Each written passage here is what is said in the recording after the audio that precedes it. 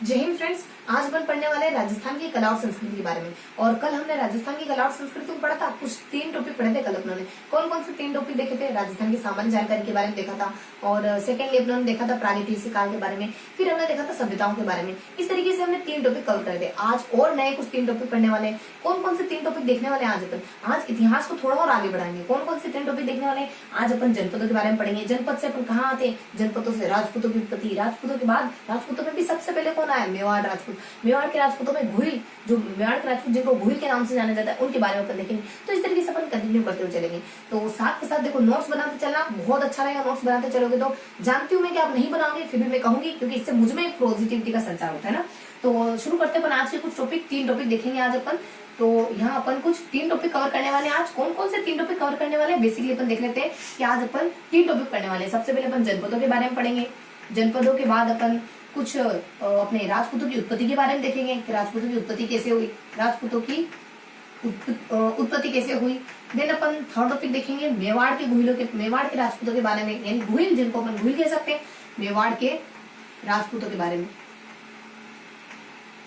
राजपूतों के बारे में। तो ये 3 टॉपिक आज कवर करने वाले हैं। देखो, जनपदों की उत्पत्ति में थोड़ा हल्का सा जिक्र देखेंगे अपन कि राजस्थान में कौन से महाजनपद थे, कौन से जनपद थे, उसमें मत्स्य की क्या भूमिका थी, मत्स्य का इलाका कौन कौन सा था, मत्स्य के अड़ोसी पड़ोसी कौन कौन थे, ये बेसिक से इन्फॉर्मेशन देखेंगे। और राजपूतों की उत्पत्ति में कुछ 6 मत देखेंगे, यानी 6 व्यक्तियों के द्वारा राजपूतों की उत्पत्ति के बारे में बताया जाएगा। उसके बाद कुछ 3 शख्स आएंगे, उनके द्वारा कुछ हल्की से अलग अलग बातें कही जाएगी राजपूतों से जुड़ी, तो वो अपन देख लेंगे। मेवाड़ के राजपूतों में अपन 12 राजाओं का जिक्र देखेंगे। सबसे पहले इनकी उत्पत्ति देखेंगे कि कौन कौन 2-4 व्यक्ति होते हैं जो किनकी से उत्पत्ति बताने वाले होते हैं। देन अपन देखेंगे मेवाड़ के राजपूतों के 12 राजाओं का जिक्र पढ़ेंगे। उन्होंने कौन कौन से युद्ध लड़े हैं और उनकी कौन कौन सी उपाधियां हैं, और उनके बाद उनसे जुड़ी कोई विशेष जानकारी हुई तो इस तरीके से अपन पढ़ने वाले हैं 12 राजाओं का जिक्र। देखो, ये सबसे छिछला टॉपिक है। देन ये और ये सबसे हेवी टॉपिक है, मतलब सबसे ज्यादा इन्फॉर्मेटिव टॉपिक है। तो अपन 1 बाय 1 शुरू करते हैं। सबसे पहले अपन देखेंगे राजपूत, फिर जनपद, फिर उत्पत्ति, फिर मेवाड़ के राजपूतों के बारे में देखेंगे। तो सबसे पहले अपन देखने वाले जनपदों के बारे में। तो जनपदों के बारे में क्या इन्फॉर्मेशन आ जाती है? जनपदों के बारे में सबसे पहले इन्फॉर्मेशन आ जाती है कि इनकी उत्पत्ति 600 ईसा पूर्व मानी जाती है। सेकेंडली बता दिया जाता है राजस्थान में कौन कौन से महाजनपद। इस तरीके से तो राजस्थान में कौन कौन से महाजनपद है? राजस्थान में है कुरु, अवंती और शूरसेन। कुरु, अवंती और शूरसेन। करो अवंती, शूरवीर काम करो, शूरसेन। ये 3 महाजनपद राजस्थान में पाए जाते हैं। उसके बाद कुछ जनपद भी राजस्थान में पाए जाते हैं। राजस्थान में कौन कौन से जनपद पाए जाते हैं? राजस्थान में मत्स्य है, शिवी है, ये दोनों, शिव की मछली, ये दोनों मत्स्य जनपद, ये जनपद अपने राजस्थान में पाए जाते हैं। सेकेंडली बता दीजिए जाता है कुछ कबीले स्थानांतरित हो गए थे, यानी कुछ कबीले, देखो कबीलों का नाम है माले, योधे, अर्जुनायन। माले, योधे और अर्जुनायन। ये 3 कबीले हैं जो 327 में जब सिकंदर का हमला हुआ था तो राजस्थान में एंटर कर जाते हैं बचने की दृष्टि से। और फिर अपन देख लेते हैं कुछ मत्स्य जनपद के बारे में, थोड़ा सा डिटेल देखेंगे। अब देखेंगे अपन मत्स्य जनपद की थोड़ी सी बेसिक से जानकारी ले लेते हैं। मत्स्य जनपद के बारे में सबसे पहले अपने को जानकारी देखने को मिली ऋग्वेद में। उसके बाद कहाँ देखने को मिली? इसके बाद अपने कौशितकी में देखने को मिल जाती है। ये दोनों ब्राह्मण ग्रंथ है। ये तो अपना वेद, उसका कौशितकी और शतपथ ब्राह्मण ग्रंथ। यहाँ पे अपने को कुछ हल्की सी जानकारी देखने को मिलती है मत्स्य जनपद के बारे में। सेकेंडली बता दी जाता है मत्स्य जनपद कहाँ तक फैला हुआ था, कौन कौन से जिले उसमें आते हैं। तो इस मत्स्य जनपद में जिले बताए जाते हैं अलवर है, उसके बाद भरतपुर है। देखो, इतना तो अपन पहले से जानते थे, लेकिन यहाँ कुछ और 3 जिले और बताए गए। जयपुर है, उसके बाद धौलपुर है, उसके बाद करौली है। धौलपुर और करौली तो बेसिकली कल अपन देखा था कि शूरसेन के इलाके आते हैं, करौली है। तो ये तीनों इलाके और यहाँ एक्स्ट्रा ऐड कर दिए गए। कल अपनों अलवर और भरतपुर देखा था मत्स्य में, आज 3 और ऐड ऑन कर दिए गए। और फिर अपने कुछ और जानकारी आ जाती है कि इनका विस्तार कहाँ तक हो गया था। तो राजस्थान में यहाँ देखिए इसका विस्तार तो पश्चिम में सरस्वती नदी तक फैल गया था। पश्चिम में सरस्वती नदी तक, पश्चिम में तो सरस्वती नदी तक, और दक्षिण में चंबल नदी तक। दक्षिण में चंबल नदी तक इसका विस्तार हो गया था।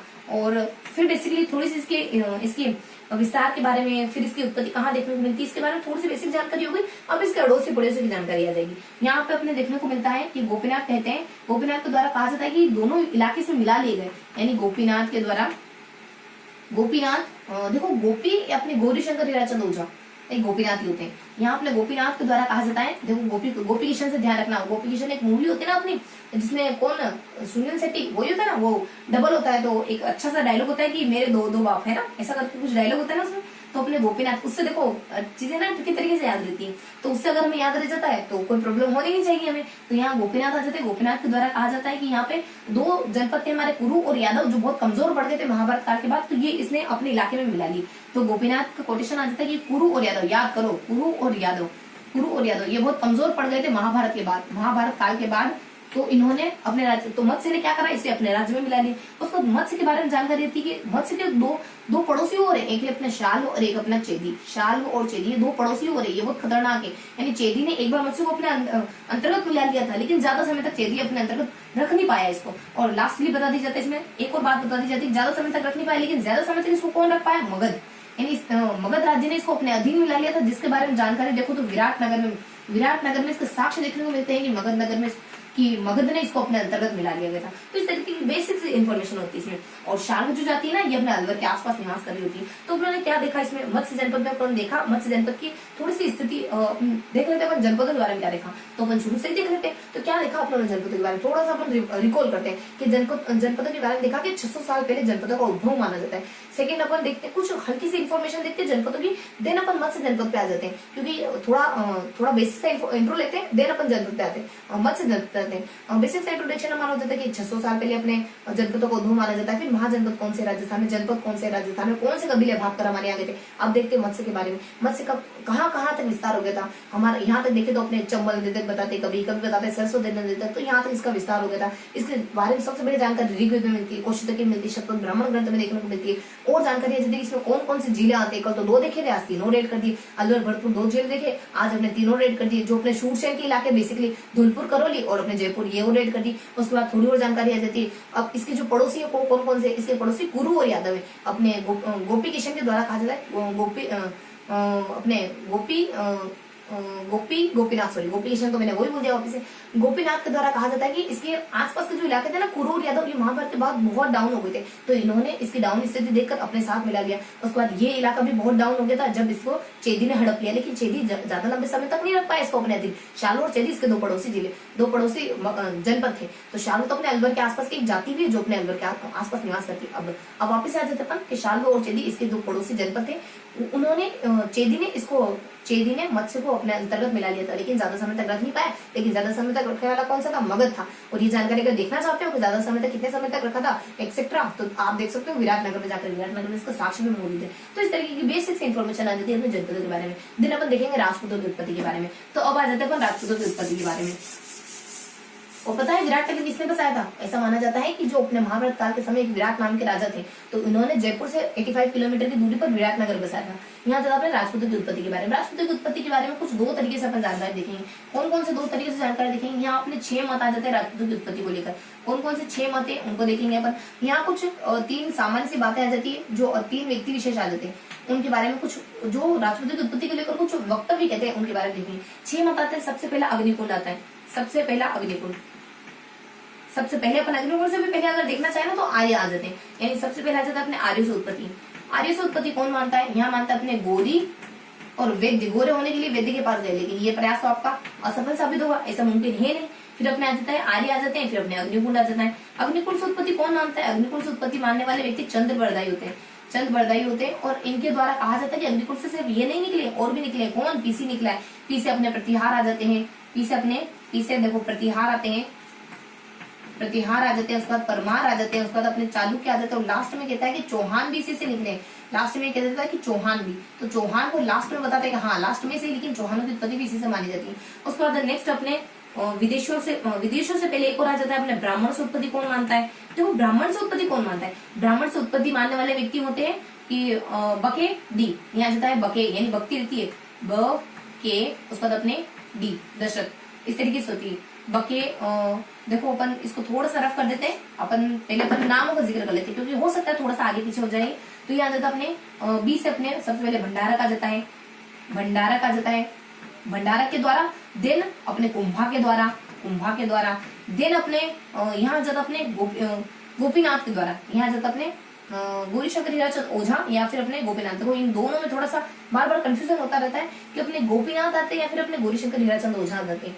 तो यहाँ अपने गोपीनाथ आते हैं, वही अपने गोपीनाथ, यहाँ अपने गोपीनाथ आते हैं, गोपीनाथ। और लास्ट में आ जाता है अपने दशरथ, लास्ट में अपने दशरथ, तो यहाँ पे अपने गोपी आती है, ध्यान रखना है ना, अपने कृष्ण की गोपी आती है। तो यहाँ जाता भंडारण, देखो तो क्या किया, बी के जी, हाँ देखो ट्रिक क्या है अपनी, बी यानी बी के जी, बके जी, वो तो बार बार मुझे बकती रहती है, वो बहुत बकती मुझे, बके जी डी, और लास्ट में अपना डी जाता है, बके जी, ये अपनी ट्रिक हो जाती है। बी से भंडारण बताते हैं कि इनकी उत्पत्ति, थोड़ा सा ट्रिक को अपन थोड़ा सा ऊपर लिख देते हैं, यहाँ जाता अपने बकेडी। देखो ट्रिक क्या है इसकी ट्रिक है अपनी ब के जी डी, बके जी, वो तुम्हें को रोज रोज बकती रहती है। तो यहाँ जाता भंडारा के द्वारा कहा जाता है कि राजपूतों की उत्पत्ति किससे हुई, राजपूतों की उत्पत्ति मेरे अनुसार तो राजपूतों की उत्पत्ति ब्राह्मणों से मानी जाती है। अब ब्राह्मण में भी ये कहते हैं कि मैं थोड़ा सा इसका रेफरेंस दूं ना, थोड़ा सा इसका साक्ष्य दूं, तुम्हें बता दूं कि बिजोलिया में ऐसा लिखा हुआ है, बिजोलिया शिलालेख में ऐसा लिखा हुआ है कि राजशेखर ब्राह्मण और अवंती ये दोनों आपस में मैरिड हो गए थे, मतलब शादी हो गई थी इनकी। तो ये इस तरीके से ये ब्राह्मण से उत्पत्ति हो गई इनकी। और दूसरा रेफरेंस ये देते हैं कि वत्स, एक सामंत नाम का व्यक्ति होता है, वो सामंत नाम के लड़के को, एक कोई मतलब किसी व्यक्ति विशेष को, सामंत नाम के राजा को, राजकुमार को ये कह देते कि सामंत नाम का जो व्यक्ति है ना, ये अपने वत्सगोत्री ब्राह्मण माना जाता है, इस तरीके का। और ये वासुदेव का बेटा रहता है, वासुदेव चौहान का बेटा रहता है सामंत, इसको कहते हैं कि तो वत्सगोत्री ब्राह्मण है। इस तरीके से दो रेफरेंस देते हैं, बिजोलिया शिलालेख में लिखा हुआ ऐसा कहते हैं। कुंभा भी अपने गीत गोविंद की टीका में कहते हैं कि हाँ, अपने मेवाड़ के जो गुहिल है ना, वो तो नागर ब्राह्मण है, इस तरीके से कहता है कि नागर ब्राह्मण है। सही बात है, ब्राह्मण से उत्पत्ति हुई, नागर ब्राह्मण है। उसके बाद ये गोपी शंकर हीराचंद ओझा कहते हैं कि गोपी शंकर हीराचंद अपने गोपीनाथ, देखो गोपी शंकर हीराचंद ओझा नहीं, गोपीनाथ कहते हैं कि नहीं, अगर नागर ब्राह्मण से उत्पत्ति मानी जाएगी ना तब तक तो ठीक है, लेकिन नागर ब्राह्मण में पर्टिकुलरली अपने गुहेदत्त से मानी गई है। नागर ब्राह्मण में भी गुहेदत्त नागर ब्राह्मण, इनसे इनकी उत्पत्ति मानी जाती है। इस तरीके से जानकारी बताते हैं। दशरथ कहते हैं कि नहीं, ये तीनों ही चारों बातें गलत है, ये तीनों ही बातें गलत है। ना तो इनकी राजशेखर की अवंती शादी हुई थी, ना ही सामंत अपना वत्सगोत्री ब्राह्मण है, ना ही नागर ब्राह्मण से इनकी उत्पत्ति हुई, ना ही नागर ब्राह्मण पर्टिकुलर गुहेदत्त नागर ब्राह्मण से इनकी उत्पत्ति हुई, ऐसा नहीं है। आप कह रहे हो ना कि मेवाड़ के गुहिलों की उत्पत्ति नागर ब्राह्मण से हुई, मेवाड़ के गुहिलों की उत्पत्ति गुहेदत्त नागर ब्राह्मण से हुई, ये बात गलत है। क्योंकि बहुत बार ऐसा होता है कि ये अपने राजपूतों का सिर्फ कास्ट लगा लेते हैं। ये जो राजपूत लोग होते हैं ना, अपने पुरोहितों की कास्ट लगा लेते हैं, और ऐसा बहुत बार देखा गया है कि जो इनके दरबार में पुरोहित होते हैं ना, उनकी कास्ट लगा लेते हैं, ये कोई ब्राह्मण वगैरह नहीं। तो इस तरीके से अपने ब्राह्मण से उत्पत्ति बता दी जाती है। उसका नेक्स्ट उत्पत्ति बता दी जाती है विदेशियों से उत्पत्ति बताने वाला व्यक्ति कौन होता है? विदेशियों से उत्पत्ति बताने वाले एक व्यक्ति विशेष होते हैं, कर्नल जेम्स टोड, यानी तिरछे व्यक्ति होते हैं। अपने कर्नल जेम्स टोड इनकी उत्पत्ति बता देते हैं विदेशों से। ये कहते हैं कि शक, सीथियन, इनसे इनकी उत्पत्ति, शक है, सीथियन है, हूण है, जो विदेशी जाती है ना, शक है, उसके बाद अपने सीथियन है, उसके बाद अपने हूण है, इन तीनों से इसकी उत्पत्ति मानी जाती है। अब 4 मत तो हो गए, अपने को 2 मत और पढ़ने, 6 मत देख रहे हैं तो कुछ 2 मत और अपन देख रहे थे किनसे इनकी उत्पत्ति बताई जाती है। देखो 2 मत और आ जाते हैं, एक तो इनका खुद का ही मत होता है, और नेक्स्ट मत होता है हेनसांग का, जो चीनी यात्री है हेनसांग, इनके द्वारा हेनसांग कहता है कि राजपूत जो क्षत्रिय वगैरह व्यक्ति थे या फिर जो राजा वगैरह थे, उन्हीं को तो राजपूत कह दिया, क्षत्रिय राजा को ही अपन राजपूत कह देते हैं। उसके बाद राजपूत खुद किसको मानते हैं? ये अपना 4th, 5th, ये 6th। देखो राजपूत खुद कहते हैं कि हम तो ना तो विदेशों से उत्पन्न है, आर्यों से। वो अपने आप को सूर्य और चंद्रवंशी बताते हैं, क्योंकि उनको भगवान से अपने आप को कनेक्ट करना अच्छा लगता होगा, तो सूर्य और चंद्रवंशी बताते थे। इस तरीके से अपन ये 6 पॉइंट क्लियर होते हैं अपने। उसके बाद 3 व्यक्तियों के बारे में देखने वाले थे ना अपन, तो इन 6 पॉइंट के बाद अपन इन 3 व्यक्ति विशेष के बारे में देख लेते हैं। देखो 3 व्यक्ति कौन कौन आ जाते हैं? सबसे पहले आ जाता है अपने स्मिथ भाई साहब आते हैं। उसके बाद नेक्स्ट बता दी जाते हैं अपने ओझा व्यक्ति, यानी गौरीशंकर हीराचंद ओझा, ये होते हैं। उसके बाद स्मिथ है, उसके बाद अपने ओझा है, और फिर अपने लास्ट व्यक्ति आ जाते हैं, एक ओझा ही अपने 2 बातें कहते हैं, और फिर लास्ट में कानून गो आ जाते हैं। देखो ये 3 व्यक्ति आ जाते हैं। स्मिथ की तरह क्या कहा जाता है कि 6 से 12 का जो मध्यकाल है ना, वो तो आप राजपूत काल कह सकते हो, उसको तो आप राजपूत काल कह सकते हो। इतना राजपूतों का बहुत ज्यादा बोलबाला चल गया था इस युग में, 6 से 12वीं शताब्दी के समय में, उसको आप राजपूत काल कह सकते हो पूरा का पूरा। उसके बाद ओझा कहते हैं कि नहीं, राजपूत की उत्पत्ति कोई नई बात थोड़ी ना है क्या? राजपूत की उत्पत्ति कोई नई बात नहीं, क्योंकि यहाँ पे ना केबीसी में इनका पहले से वर्णन। अब केबीसी कौन है? अपने अमिताभ बच्चन जी वाला नहीं है। यहाँ जब अपने के से कालिदास के नाटकों में इनका वर्णन है, बी से बाणभट्ट के हर्षचरित में इसका वर्णन है। देखो कालिदास के नाटकों में, यहाँ जब अपने देखो थोड़ा सा हम देखें कि कालिदास के नाटकों में इनका वर्णन है, कालिदास के नाटक जो भी उनमें उनका वर्णन है। उसके बाद बी से अपने बाणभट्ट की जो हर्षचरित लिखी गई है उसमें इनका वर्णन मिलता है। उसके बाद अपने चाणक्य के द्वारा जो अर्थशास्त्र किताब लिखी गई है उसमें इनका वर्णन मिलता है। तो कोई नई बात नहीं इनके बारे में बात करना। उसके बाद ओझा एक और व्यक्ति कहते हैं कि अगर आप कहो ना कि मुसलमानों के आने से पहले राजपूत नहीं आए थे, अगर आप कहो कि मुसलमानों के आने से पहले राजपूत लोग नहीं आए थे, तो ये बात गलत साबित होगी। तो ये बात आपकी गलत होगी, ये बात आपकी गलत होगी, इस तरीके की बात भी कहते हैं। उसके बाद नेक्स्ट अपन ने क्या देखा था, कानून को। देखो कानून को इनकी तारीफ में क्या कहते हैं, कानून को, कानून के रखवाले, वकील, जज, इनकी तारीफ में क्या कहते हैं, वो कहते हैं कि भले कैसे भी हो, किसी से भी उत्पत्ति, हमें कोई लेना देना नहीं। ये तो कह देते हैं कि अंततः हम बोल ना तो महाकाव्य की परंपरा के दौरान इन्होंने अपनी शक्ति, अपनी शूरवीरता का परिचय दिया। महाकाव्य की परंपरा के दौरान, महाकाव्य की परंपरा के दौरान उस समय में इन्होंने अपनी शक्ति का प्रदर्शन दिया है। उन्होंने अपनी शक्ति, इनका कोटेशन है, एज इट इज याद रखना है, इन्होंने अपनी शक्ति का प्रदर्शन दिया। और इस तरीके से अपने राजपूतों की उत्पत्ति मानी जाती है। वैसे तो जनरली देखे ना तो राजपूतों की उत्पत्ति आर्यों से सभी सहमत होकर कहते थे कि हमें तो पढ़ना ही नहीं उज्जैन में। कोई कहता है ब्राह्मण से, कोई कहता है अपने विदेशों से, कोई कहता है अग्निकुंड से। देखो अग्निकुंड से कैसे हो सकती, पॉसिबल ही नहीं। उसके बाद अपने विदेशों से, इस तरीके से घुमा फिरा के आप हमें उज्जैन में डाल रहे हो। हम कहे ना तो आर्य से इनकी उत्पत्ति मानी जाती है। क्यों? क्योंकि आर्य से इनके थोड़े बहुत है ना रीति रिवाज मिलते हैं। इस तरीके से अपन अंततः इनको आर्य से उत्पत्ति मान लेते हैं और अपन कंफ्यूजन दूर कर देते हैं। तो इस तरीके से अपने क्या देखा, थोड़ा सा अपन रिकॉल कर लेते हैं कि क्या उन्होंने जानकारी लिया। देखो इस टॉपिक के बारे में, राजपूतों की उत्पत्ति के बारे में, तो बेसिकली किस तरीके से पढ़ा आप लोगों ने। यहाँ आप लोगों ने कुछ 6 मत देखे राजपूतों की उत्पत्ति को लेकर। यहाँ आप लोगों ने कुछ 3 व्यक्ति विशेष की कुछ हल्की से जानकारी देखी कि वो क्या कहते हैं राजपूतों की उत्पत्ति को लेकर। और देखो बेसिकली ना राजपूतों की उत्पत्ति वैसे ऐसा मानते हैं कि जब हर्षवर्धन की मृत्यु हो गई थी ना, राजस्थान की एकता बहुत टूट गई थी, भारत की एकता टूट गई थी, राजस्थान की क्या यूं कहीं भारत की एकता टूट गई थी। उसके बाद फिर अपने गुप्ता है, गुप्तों के बाद भी भारत की एकता में बहुत ज्यादा मतलब कि बहुत ज्यादा बिखरा हो गया था। तो उसके बाद राजपूत शक्तियां उभरने लग गई थी। तो ऐसा मानते हैं कि जब अपने 647 में, जब 647 से 647 का समय था, जब हर्षवर्धन की मृत्यु ना, तब एकता भंग हो गई। फिर अपने गुप्तों के समय भी एकता देखने को नहीं मिली। तब जाके हमारे राजपूत उभरने लगे, छोटे मोटे कहीं कबीले उभरने लगे, वही जाके बाद में राजपूत बनते। इस तरीके से थोड़ी सी बेसिक इन्फॉर्मेशन यहाँ से अपने देखो अपन देख लेते हैं 6 मतों के बारे में। उसके बाद अपने 3 व्यक्ति विशेष के बारे में। 6 मत कौन कौन से होते हैं? सबसे पहले अपने आर्यों से मानते हैं, फिर अपने अग्निकुंड से मानते हैं, फिर अपन ब्राह्मणों से मान लेते हैं, फिर अपन विदेशों से मान लेते हैं। आर्य से मानने वाले अपने गोरे और वैद्य होते हैं, तो ये कहते हैं कि नहीं आर्य से उत्पत्ति। अग्निकुंड से मानने वाले चंद बरदाई होते हैं। फिर अपने विदेशों से मानने वाले अपने बके दी, यानी मुझे भक्ति रहती है, दी मतलब की बके जी, ये मुझे हमेशा भक्ति रहती है बस, तो बके जी हाँ भक्ति है ना। तो फिर अपने आ जाता है बके जी में कौन कौन से भंडारक आ जाते हैं, कैसे कुंभा आ जाता है, फिर अपने जी से अपने गोपीनाथ आ जाता है। तो इस तरीके से कहते हैं। देखो गोपीनाथ के मतों का ये यहाँ पे कहते हैं ना, अपने ने कहा देखा था, अपने जो पॉइंट देखा था ना कि बके जी, उसमें दशरथ तो मना करते हैं कि दशरथ ऐसा कहते हैं कि अपने ऐसा नहीं होता है। दशरथ कहते हैं कि बहुत बार अपने पुरोहितों की कास्ट लगा लेते हैं, क्योंकि ब्राह्मण तो है नहीं राजपूत। तो इस तरीके से अपने ब्राह्मण का पूरा खंडन हो जाता है, ब्राह्मण के मत का। तो उसके बाद नेक्स्ट बता दी जाता है विदेशों से कौन, स्मिथ भाई साहब, टेढ़े व्यक्ति कहते हैं, कर्नल जेम्स टॉड, बहुत कुटिल बातें करते हैं कि ये तो विदेशियों की संतान है। देखो इन्होंने विदेशियों के रक्त को हमें मिला दिया कि विदेशों की संतान है, तो शख्स इतने होनों से मिलते इनकी उत्पत्ति हुई। देन अंततः ये खुद कहते हैं नहीं हम तो इनसे नहीं उत्पन्न है। हेनसांग विदेशी यात्री इनके बारे में कहते हैं, विदेशी यात्री तक कहता है कि मैंने अनुसार तो जो अपने क्षत्रिय वगैरह थे, राजा वगैरह, तो वही राजपूत है और क्या। और ये खुद कहते हैं हम तो चंद्रवंशी, हम तो सूर्यवंशी, इस तरीके से बात करते हैं। और लास्ट में अपने 3 व्यक्ति आ जाते हैं। एक तो अपने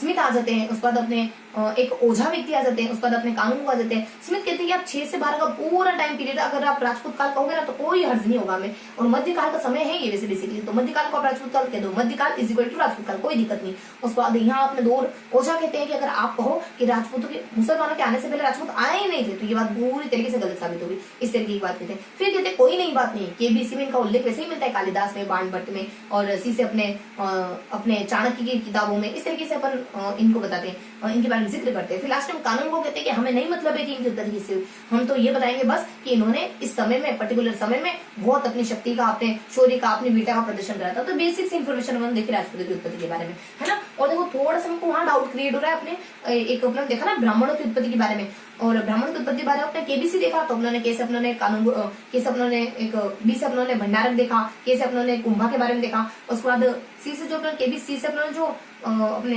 केबीसी नहीं, बकेजी वाली ट्रिक जो देखी ना हमने, बी से भंडारक है, और उसके बाद के से अपने कुंभा है, और जी से अपने वहां जो गोपी या फिर गोरी, देखो वहां थोड़ा सा मेरे को डाउट है, लेकिन फिर भी गोपीनाथ मेरे को 80% तो लग रहा है कि गोपीनाथ है, लेकिन 20% मेरे को देखो दिमाग में क्लिक कराएगी कहीं गौरी शंकर तो ओझा ना हो जाए। तो इस वजह से आपके तक गलत इन्फॉर्मेशन में पहुंचाए, इस वजह से मैं नेक्स्ट वीडियो में जरूर क्लियर करूंगी कि वहां पे गोपी था या गोरी था। देखो चीजों को हमें व्यवस्थित तरीके से पढ़ना है, कहीं पे भी डाउट नहीं रखना है। तो फिर भी 80% पे भी थोड़ा सा रिलाई करके चलो, है ना, इतना चलो फिर भी अपन रिलाई कर लेते हैं अभी कि अपने गोपीनाथ ही है वहां पे। तो फिर अपन अब आगे कंटिन्यू करते हैं। तो ये अपना देखा, देखो 1 मिनट, है ना, ये अपना देखा राजपूतों की उत्पत्ति के बारे में। अब हम देखने वाले हैं मेवाड़ के राजपूतों के बारे में। तो मेवाड़ के राजपूत के बारे में अब एक एक राज्यों को अपन क्लियर करते चलते हैं।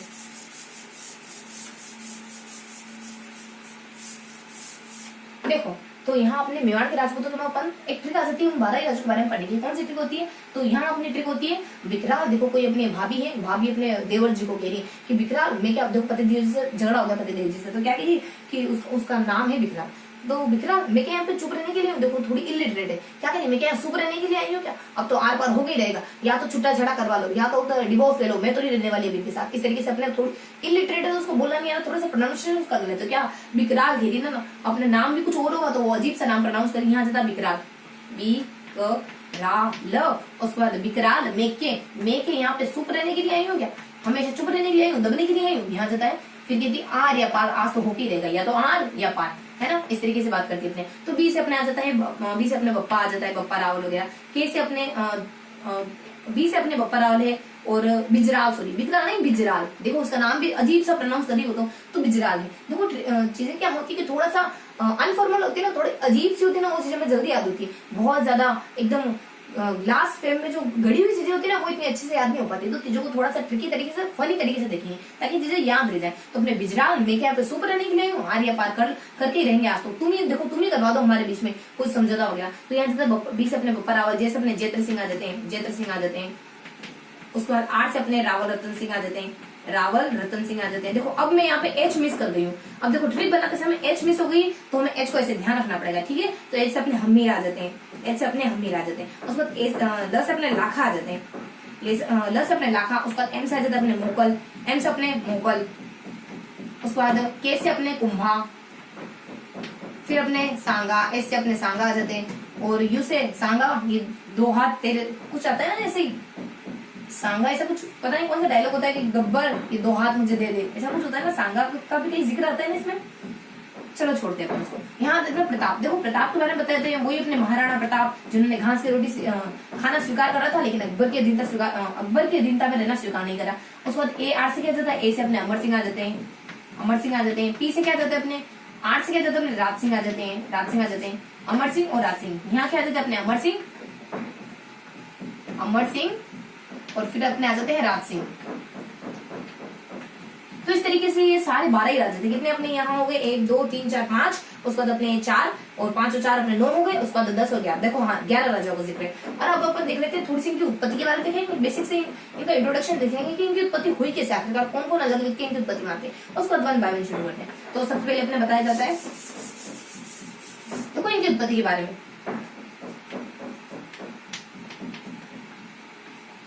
इनकी उत्पत्ति मानी जाती है अपने, सबसे पहले बता देते हैं कि पीसी उर ये ट्रिक होती है पीसी उर। तो सबसे पहले देखते हैं मेवाड़ कहते हैं किसे, तो देखो पीसी उर यानी मेवाड़ किसको कहते हैं। पी से अपने प्रतापगढ़ है, सी से अपने चित्तौड़ है, फिर अपने ऊ से उदयपुर है, फिर अपने आर से राजसमंद है। तो बेसिकली इस इलाके को मेवाड़ कहा जाता है। उसके बाद इनकी उत्पत्ति में कुछ व्यक्ति आ जाते हैं, वो व्यक्ति विशेष यहाँ से अपने देखो ट्रिक आ जाती है कि अबुल टेढ़ी टोपी, अब्दुल जो है वो टेढ़ी टोपी लगाता है, अबुल टेढ़ी टोपी ना लगाया करो, ना लगाओ, अबुल टेढ़ी टोपी ना लगाओ। उसके बाद यहाँ जाता है नोबेल ब्रा,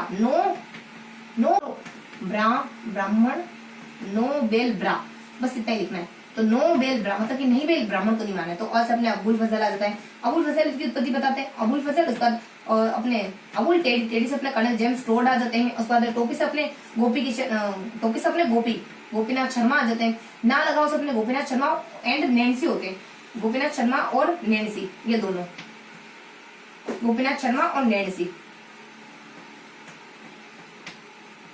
अब देखते हैं ये उत्पत्ति किसके से बताने वाले हैं। तो यहाँ जब अपने अबुल फजल के देखो नोबेल ब्रा, ये किससे उत्पत्ति बताते हैं, नो से नौ शेखाओं से बताते हैं, नौ शेखा से बताते हैं। उसके बाद अपने नेक्स्ट बता दिया जाता है इनके द्वारा नोबेल, बेस अपने वल्लभी के शासकों से बताते हैं। ब्रा मतलब कि अपने ब्राह्मण से बताई जाती है। तो इस तरीके से इनके द्वारा ये उत्पत्ति बताई जाती है। उसके बाद लास्ट में एक व्यक्ति आ जाते हैं अपने गोपीनाथ शर्मा आ जाते हैं। यही अपने जो यहाँ देखे ना अपने नोबेल अबुल टेढ़ी टोपी, उसके बाद अपने नोबेल ब्रा। तो यहाँ यही अपने गोपीनाथ शर्मा कहते हैं कि इनका जो पहला शासक था वो 566 ईस्वी में बना था और उसका नाम गुहिल था। उसी ने इस वंश की नींव रखी थी। तो 566 में गोपीनाथ कहते हैं कि 566 में गुहिल ने इस वंश की नींव रखी। इस वजह से इसको इस गुहिल वंश के नाम से भी जानते हैं। इस वंश की नींव रखी, इस वंश की नींव इसने रखी अकॉर्डिंग टू मी। तो इस तरीके की हल्की सी उत्पत्ति देखी अपने क्या आ जाता है, अबुल टेढ़ी टोपी, नो बेल ब्रा, अब्दुल टेढ़ी टोपी ना लगाओ, और बेल नो बेल, ब्राह्मण को मत मारो और किसी को मार दो। तो इस तरीके से अब्दुल यहाँ पे अबुल फजल आ जाता है, और टेढ़ी से अपने टोड आ जाता है, उसके बाद अपने गोपी किशन आ जाता है, उसके बाद अपने टोपी से अपने गोपीनाथ आ जाता है, उसके बाद नो बेल ब्रा, नो से अपने नौशिख आ जाता है, फिर अपने वल्लभी आ जाता है, फिर अपने ब्राह्मण आ जाता है। तो इस तरीके से ये कुछ व्यक्ति विशेष होते हैं और इन व्यक्ति विशेष के द्वारा इनसे उत्पत्ति बताई जाती है। बस उसके बाद सबसे पहले कहने वाले व्यक्ति गोपीनाथ होते हैं। ये कहते हैं कि 566 ईस्वी में घुइल घुइल नाम का कोई राजा था, उसने 566 ईस्वी में इस वंश की नींव रखी, इसी वजह से इसको घुइल वंश के नाम से भी जानते हैं। तो ये बेसिक सी इन्फॉर्मेशन थी अपने। और अब अपन देखेंगे इनके राजाओं के बारे में जिक्र देखेंगे। अब इनके राजाओं के बारे में जिक्र देख लेते हैं अपन। इनके राजा की वही अपनी ट्रिक आ जाती है। देखो यहाँ पर ट्रिक लिख लेते हैं। ट्रिक है अपनी बिजराल, बीजराल, और मे के सुप, उसके बाद अपने आर्यपान, ये अपनी ट्रिक है। फटाफट से देख लेते हैं। देखो अपन देखो जी से बिजराल है ना, बीजराल, बी से अपने आ जाएगा बप्पा रावल, उसके बाद जे से आ जाएगा अपने जेतर सिंह। इन तीनों राजाओं को है ना अपन कंपेयर करके पढ़ेंगे। बप्पा रावल को, जेतर सिंह को यहाँ छोड़ दो और लाखा आ जाएगा। अपने रावल रतन सिंह को छोड़ देते हैं, पद्मिनी वाले, पद्मिनी के पतिदेव जी को, और फिर अपने लाखा, इन तीनों को अपन कंपेयर करके पढ़ेंगे। यानी इन तीनों को अपन इस तरीके से पढ़ेंगे। देखो सबसे पहले बताया जाता है इनकी सबके इनमें 3 बातें कॉमन है। ये ना ये कब राजा बनते, किस किस को हरा कर राजा बनते, ये बात आ जाएगी। इनको कौन कौन सी उपाधि, इन्होंने क्या क्या अच्छा काम करा, इनकी मतलब राजा तो बन गए, फिर इन्होंने किया क्या आखिर राजा बनकर के, वो देखेंगे। लास्ट में वो ऐसा कुछ करा कि इनको तीनों को उपाधियां मिली, इस तरीके से अपन देखने वाले हैं। तो बप्पा रावल का समय काल देखो, थोड़ा सा अपन पहले समय काल देख लेते हैं। यहाँ से तो अपने 734 से लगा करके जो 753 तक माना जाता है। यहाँ जाता अपने की यहाँ अपने 1213 से लगा करके जो 1253 तक माना जाता है। 1213 से अपने 1253 तक माना जाता है। और फिर अपने 734 और फिर अपने 734 और 1213 से अपने 1253। उसके बाद लाखा का समय काल माना जाता है अपने कुछ, लाखा का समय काल होता है अपने कुछ अपने लगभग 1382 से लगाकर जो 1421, ये इनका समय काल माना जाता है। अब अपन देख लेते हैं इनके वही अपना जो कॉमन चीजें देखनी है वो अपन देख लेते हैं। सबसे पहले ये बने राजा 734 ईस्वी में मौर्य राजा मानमोरी को हरा करके राजा बनते, मानमोरी और चित्तौड़ को अपनी राजधानी, मतलब ये अपने मानमोरी को हरा करके राजा बन जाते हैं चित्तौड़ के। उसके बाद ये जेतर सिंह बनते हैं 1213 में राजा बनते हैं, और परमारों को हरा करके चित्तौड़ को अपनी राजधानी बनाते हैं, और ये लाखा व्यक्ति होते हैं, ये अपने लाखा जो होते हैं वो भी हरा करके बनते हैं, वो बनते हैं अपने 1382 ईस्वी में राजा बनते हैं। और ये रावल शाखा की दोबारा नींव रखते हैं चित्तौड़ के ऊपर। 1382 में शासक बनते हैं और रावल शाखा की दोबारा नींव रखते हैं चित्तौड़ में। तो ये इस तरीके से तीनों कॉमन जानकारी। सेकंड इनकी कॉमन जानकारी हो जाती है, इनके द्वारा 2 काम करे जाते हैं। एक तो कैलाशपुरी में एकलिंगी जी का मंदिर बना है, प्लस इन्होंने नागदा को अपनी राजधानी बनाई। ये 2 काम इनके द्वारा किए जाते हैं। इनके द्वारा 1217 में एक भूताला का युद्ध लड़ा गया, जिसमें इल्तुतमिश को हरा देते, ये काम करा गया। उसके बाद इनके द्वारा कुछ इनको है ना सिंगोली बांसवाड़ा का बांसवाड़ा में युद्ध लड़ते हैं मोहम्मद तुगलक से। तुतु में बहुत कर रहा था, तो इन्होंने एम तुगलक से युद्ध लड़ा, उसको पराजित करा। उसके बाद इनकी उपाधि आ जाती है अपने बप्पा रावल को 2 उपाधि दी गई, अपने ओझा और शाम ने इनको कौन सी उपाधि दी, मतलब ओझा मतलब कि गोली शंकर ओझा, और शाम मतलब कि अपने श्यामलदास। इनके द्वारा इनको कहा गया कि तो बप्पा जो है ना, इनका नाम नहीं है, इनको उपाधि है इस तरीके की। उसको चार्ल्स, फिर वैद्य के द्वारा यानी एक डॉक्टर के द्वारा इनको चलो डॉक्टर के पास चार्ल्स मार्टिन की उपाधि दी गई, ये इस तरह की उपाधि। उसके बाद जेतर सिंह को अपने जयसिंह सूरी जो व्यक्ति होते हैं उनके द्वारा जयसिंह सूरी के द्वारा हम्मीर मनमर्दन एक ग्रंथ लिखा जाता है, जिसमें हम्मीर की उपाधि दी जाती है अपने जेतर सिंह को, इस तरह की उपाधि दी जाती है। और हम्मीर मनमर्दन कह दिया। और यही फिर अपने ओछे व्यक्ति एक बात कहते हैं, इनसे एक कोटेशन कहते हैं इनसे जुड़ा, कि है ना गुलाम वंश के समय सबसे बढ़िया राजा थे, और इनकी तारीफ तो गुलाम वंश के समय सबसे अच्छे राजा थे, इनकी तारीफ इनके दुश्मन भी करते हैं, यानी शत्रु भी इनकी तारीफ करते हैं। इस तरीके का कोटेशन आता है इनसे जुड़ा हुआ। उसके बाद यहाँ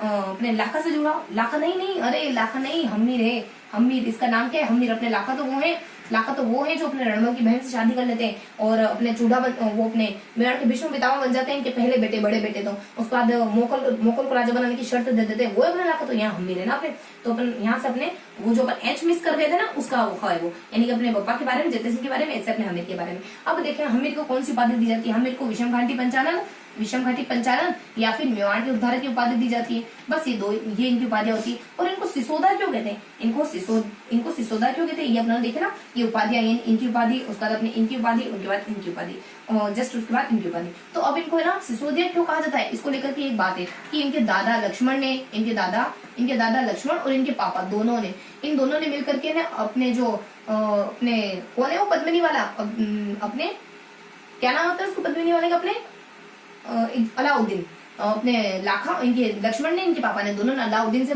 लोहा लिया था, इस वजह से सिसोदा कहने लगे। फिर सिसोदा के जागीर थे, सिसोदा एक परगना है, सिसोदा एक परगना है, उसके जागीर थे, इस वजह से उनको सिसोदा कहा जाने लग गया। तो इस तरीके से बेसिक से इन्फॉर्मेशन देखी अपनों ने, एक बप्पा रावल और एक अपने जयद्रथ सिंह और लास्ट में अपने हमीर के बारे में किस तरीके से देखा अपनों ने। तो यहाँ अपनों ने देखा सबसे पहले इनके समयकाल के बारे में देख लिया। समयकाल, तीनों का समयकाल क्या है, 34 से 53, 12 से 53 और फिर अपने 82 से 21 लाख की चूड़ियां और अपने भाई, अरे तो फिर मैंने लाखा लिखा ना, इसका मतलब मैंने कार्यकाल भी उन्हीं का लिख दिया। फिर तो लाखा लिखा तो मैंने कार्यकाल भी उन्हीं का लिख दिया। कार्यकाल भी अपन हमीर का करते हैं 1326 से लगा करके जो 1326 से लगा करके 1364, इस तरीके की इन्फॉर्मेशन होती है। यहाँ अपने पापा का 34 से 53, जयद्रथ सिंह का 12 से 53, उसके बाद हमीर का अपने 12 से 53। देखो 53 में थोड़ा सा डाउट है, लेकिन हाँ 53 ही है, मैं भी 53 ही है, तो अपन 53 पे ही लोग रखते हैं ना। तो अपने हमीर आ जाता है, हमीर का अपने 1326 से लगाकर 1364 तक रहता है, इस तरीके का। उसके बाद यहाँ देख लेते हैं इन तीनों ने किस किस को हराया, कैसे कैसे राजा बने। उसके बाद अपन यहाँ देख लेते हैं इन्होंने कौन कौन से युद्ध लड़े, कौन कौन से अच्छे काम करे। उसके बाद अपन थर्ड पॉइंट कवर करते हैं, अपन ये जो नीचे वाला सबसे लास्ट वाला थर्ड पॉइंट कवर करते हैं, कौन कौन सी इनको उपाधियां मिली, यहाँ इनको उपाधि मिली, यहाँ इनको उपाधि मिली, यहाँ इनको उपाधि मिली। इस तरीके से अपन इन तीनों पॉइंट को कवर करते हैं। फर्स्टली ये वाला पॉइंट क्लियर करते हैं अपन, कब कब राजा बने। उसके बाद सेकंड में ये पॉइंट क्लियर करते हैं राजा बने के बाद आखिरकार उन्होंने किया गया। उसके बाद अगर ऐसा कुछ करा है उपाधि देने लायक तो कौन कौन सी उपाधि मिली, उनके बारे में अपने जिक्र देखा। तो इस तरीके से अपने इन तीनों पॉइंटों को क्लियर करा है। अब हम देखने वाले हैं अदर राजाओं के बारे में। तो अदर राजा अपने सबसे पहले जिसको छोड़ा था उसको पकड़ लेते हैं अपन, जिसको छोड़ा था उसको पकड़ लेते हैं। कौन, रावल रतन सिंह को छोड़ चले थे ना अपन। तो यहाँ जाता अपने रावल रतन सिंह वाले, तो बहुत ईजी अपने रावल रतन सिंह पद्मिनी वाले जो अपने वीर गति को प्राप्त होते, लेकिन अंतिम सांस तक पद्मिनी की रक्षा के लिए लड़े थे रावल रतन सिंह। हालांकि धोखे से मारा गया था, इनको पीछे से वार करा गया था। रावल रतन सिंह के बारे में देख लेते हैं कि 1303 का समयकाल कब तक माना जाता है, 1302 से बस 1 साल रहा, 1303 तक इनका समयकाल था। बेसिक जानकारी। उसके बाद यहाँ जाते हैं 1303, देखो कुछ सन आते, 1303 है, 1540 है, उसका 1600 रानियां है, उसका ख उसका क्या ध्यान रखना है अपने को, ख और ख, इस तरीके से ध्यान रखना है। यहाँ जाता अपने ख से अपने जाता है खुसरो, उसके बाद यहाँ जाता अपने खिज्र खां, उसके बाद ख से अपने शाखा, उसके बाद ख से अपने शाखा आ जाता है। तो देखो यहाँ जाते 1303 में अलाउद्दीन खिलजी के द्वारा हमला करा गया था। 1540 अलाउद्दीन खिलजी के द्वारा हमला करा गया था। 1540 में जैनक के द्वारा एक पद्मावत लिखी गई थी अपने जयसिंह सूरी के द्वारा। और पद्मावत किसने लिखी, पद्मावत लिखने वाले अपने जयसिंह सूरी होते ना। देखो पद्मावत जयसिंह सूरी तो नहीं होते यार। पद्मावत देखो थोड़ा सा मिस हो रहा है नाम। पद्मावत अपने ज से कोई नाम होता है, देखो यहाँ उनके द्वारा पद्मावत लिखी गई। और वो कहते हैं कि पद्मावती के कारण ही ये युद्ध हुआ था। दशरथ इनको सपोर्ट करते हैं। हाँ आप सही कह रहे हो, पद्मावती के कारण ही युद्ध हुआ था, दशरथ इनको सपोर्ट करते हैं। मलिक मोहम्मद जायसी, देखो नाम है उनका जायसी, देखो जस कह रहे हो ना, मलिक मोहम्मद जायसी। तो मलिक मोहम्मद जायसी के द्वारा पद्मावती की गई। उसका 1600 रानियों ने यहाँ पे जोहर करा था, 1600 रानियां उन्होंने यहाँ पे जोहर करा था अपने सतीत्व की रक्षा के लिए। उसको ख से अपना देखा है तो अपने ट्रिक है, ख तो अपनी ट्रिक है। तो यहाँ हमने देखा खुसरो ने खजाइल उल फुतू लिखी, खजाइल उल फुतू इनकी एक रचना मानी जाती है। फुतू इस तरीके की इनकी रचना का जिक्र आता है। उसका खिज्र कहाँ को यहाँ का जो पूरा शासक है अलाउद्दीन खिलजी ने इसके बेटे को सौंप दिया और खिजराबाद इसका नाम रख दिया, इसका। इस तरीके की इन्फॉर्मेशन होती है। नेक्स्ट हम बता देते हैं अपन लास्ट में फिर अपन एक शाखा। तो देखो रावल शाखा के अंतिम शासक थे रावल रतन सिंह अंतिम शासक थे रावल शाखा के। रतन सिंह अंतिम शासक थे रावल शाखा के। तो रतन सिंह लास्ट शासक थे, लास्ट राजा थे रावल शाखा के। इस तरीके से अपने पूरा क्लियर हो जाता है अपने रावल रतन सिंह के बारे में। तो बेसिक इन्फॉर्मेशन होती है। रावल रतन सिंह कौन होते हैं, 12 से 1 साल तक रहे खाली। उसके बाद इन्हीं के समय में 1303 में अलाउद्दीन खिलजी का एक बहुत ही प्रसिद्ध हमला हुआ।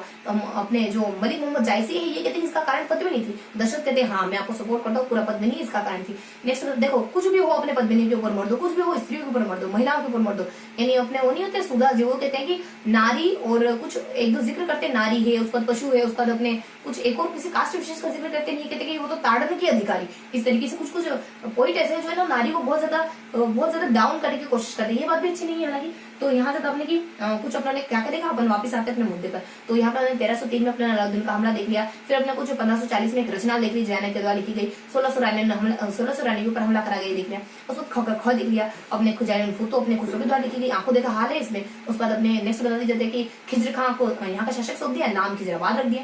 उसके बाद यहाँ पर लास्ट में खस देते शाखा, यानी कि रावल शाखा के अंतिम शासक माने जाते रावल रत्ती से। तो बेसिक से इन्फॉर्मेशन। अब अपन देख लेते हैं नेक्स्ट राजा के बारे में।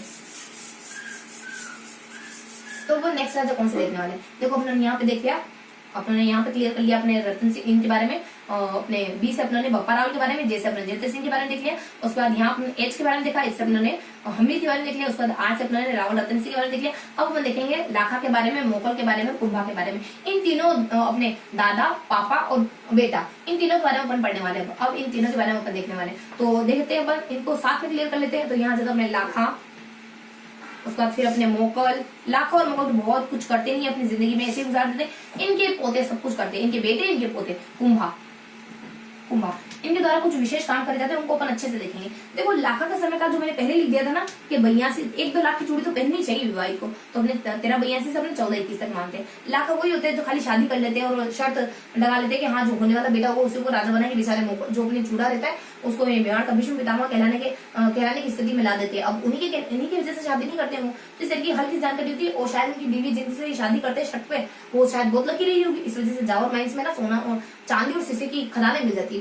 फिर अपने पिछोला जेल का निर्माण हो जाता है बंजारे के द्वारा। इस तरीके से लकी राजा होते हैं एक तरीके से देखे तो।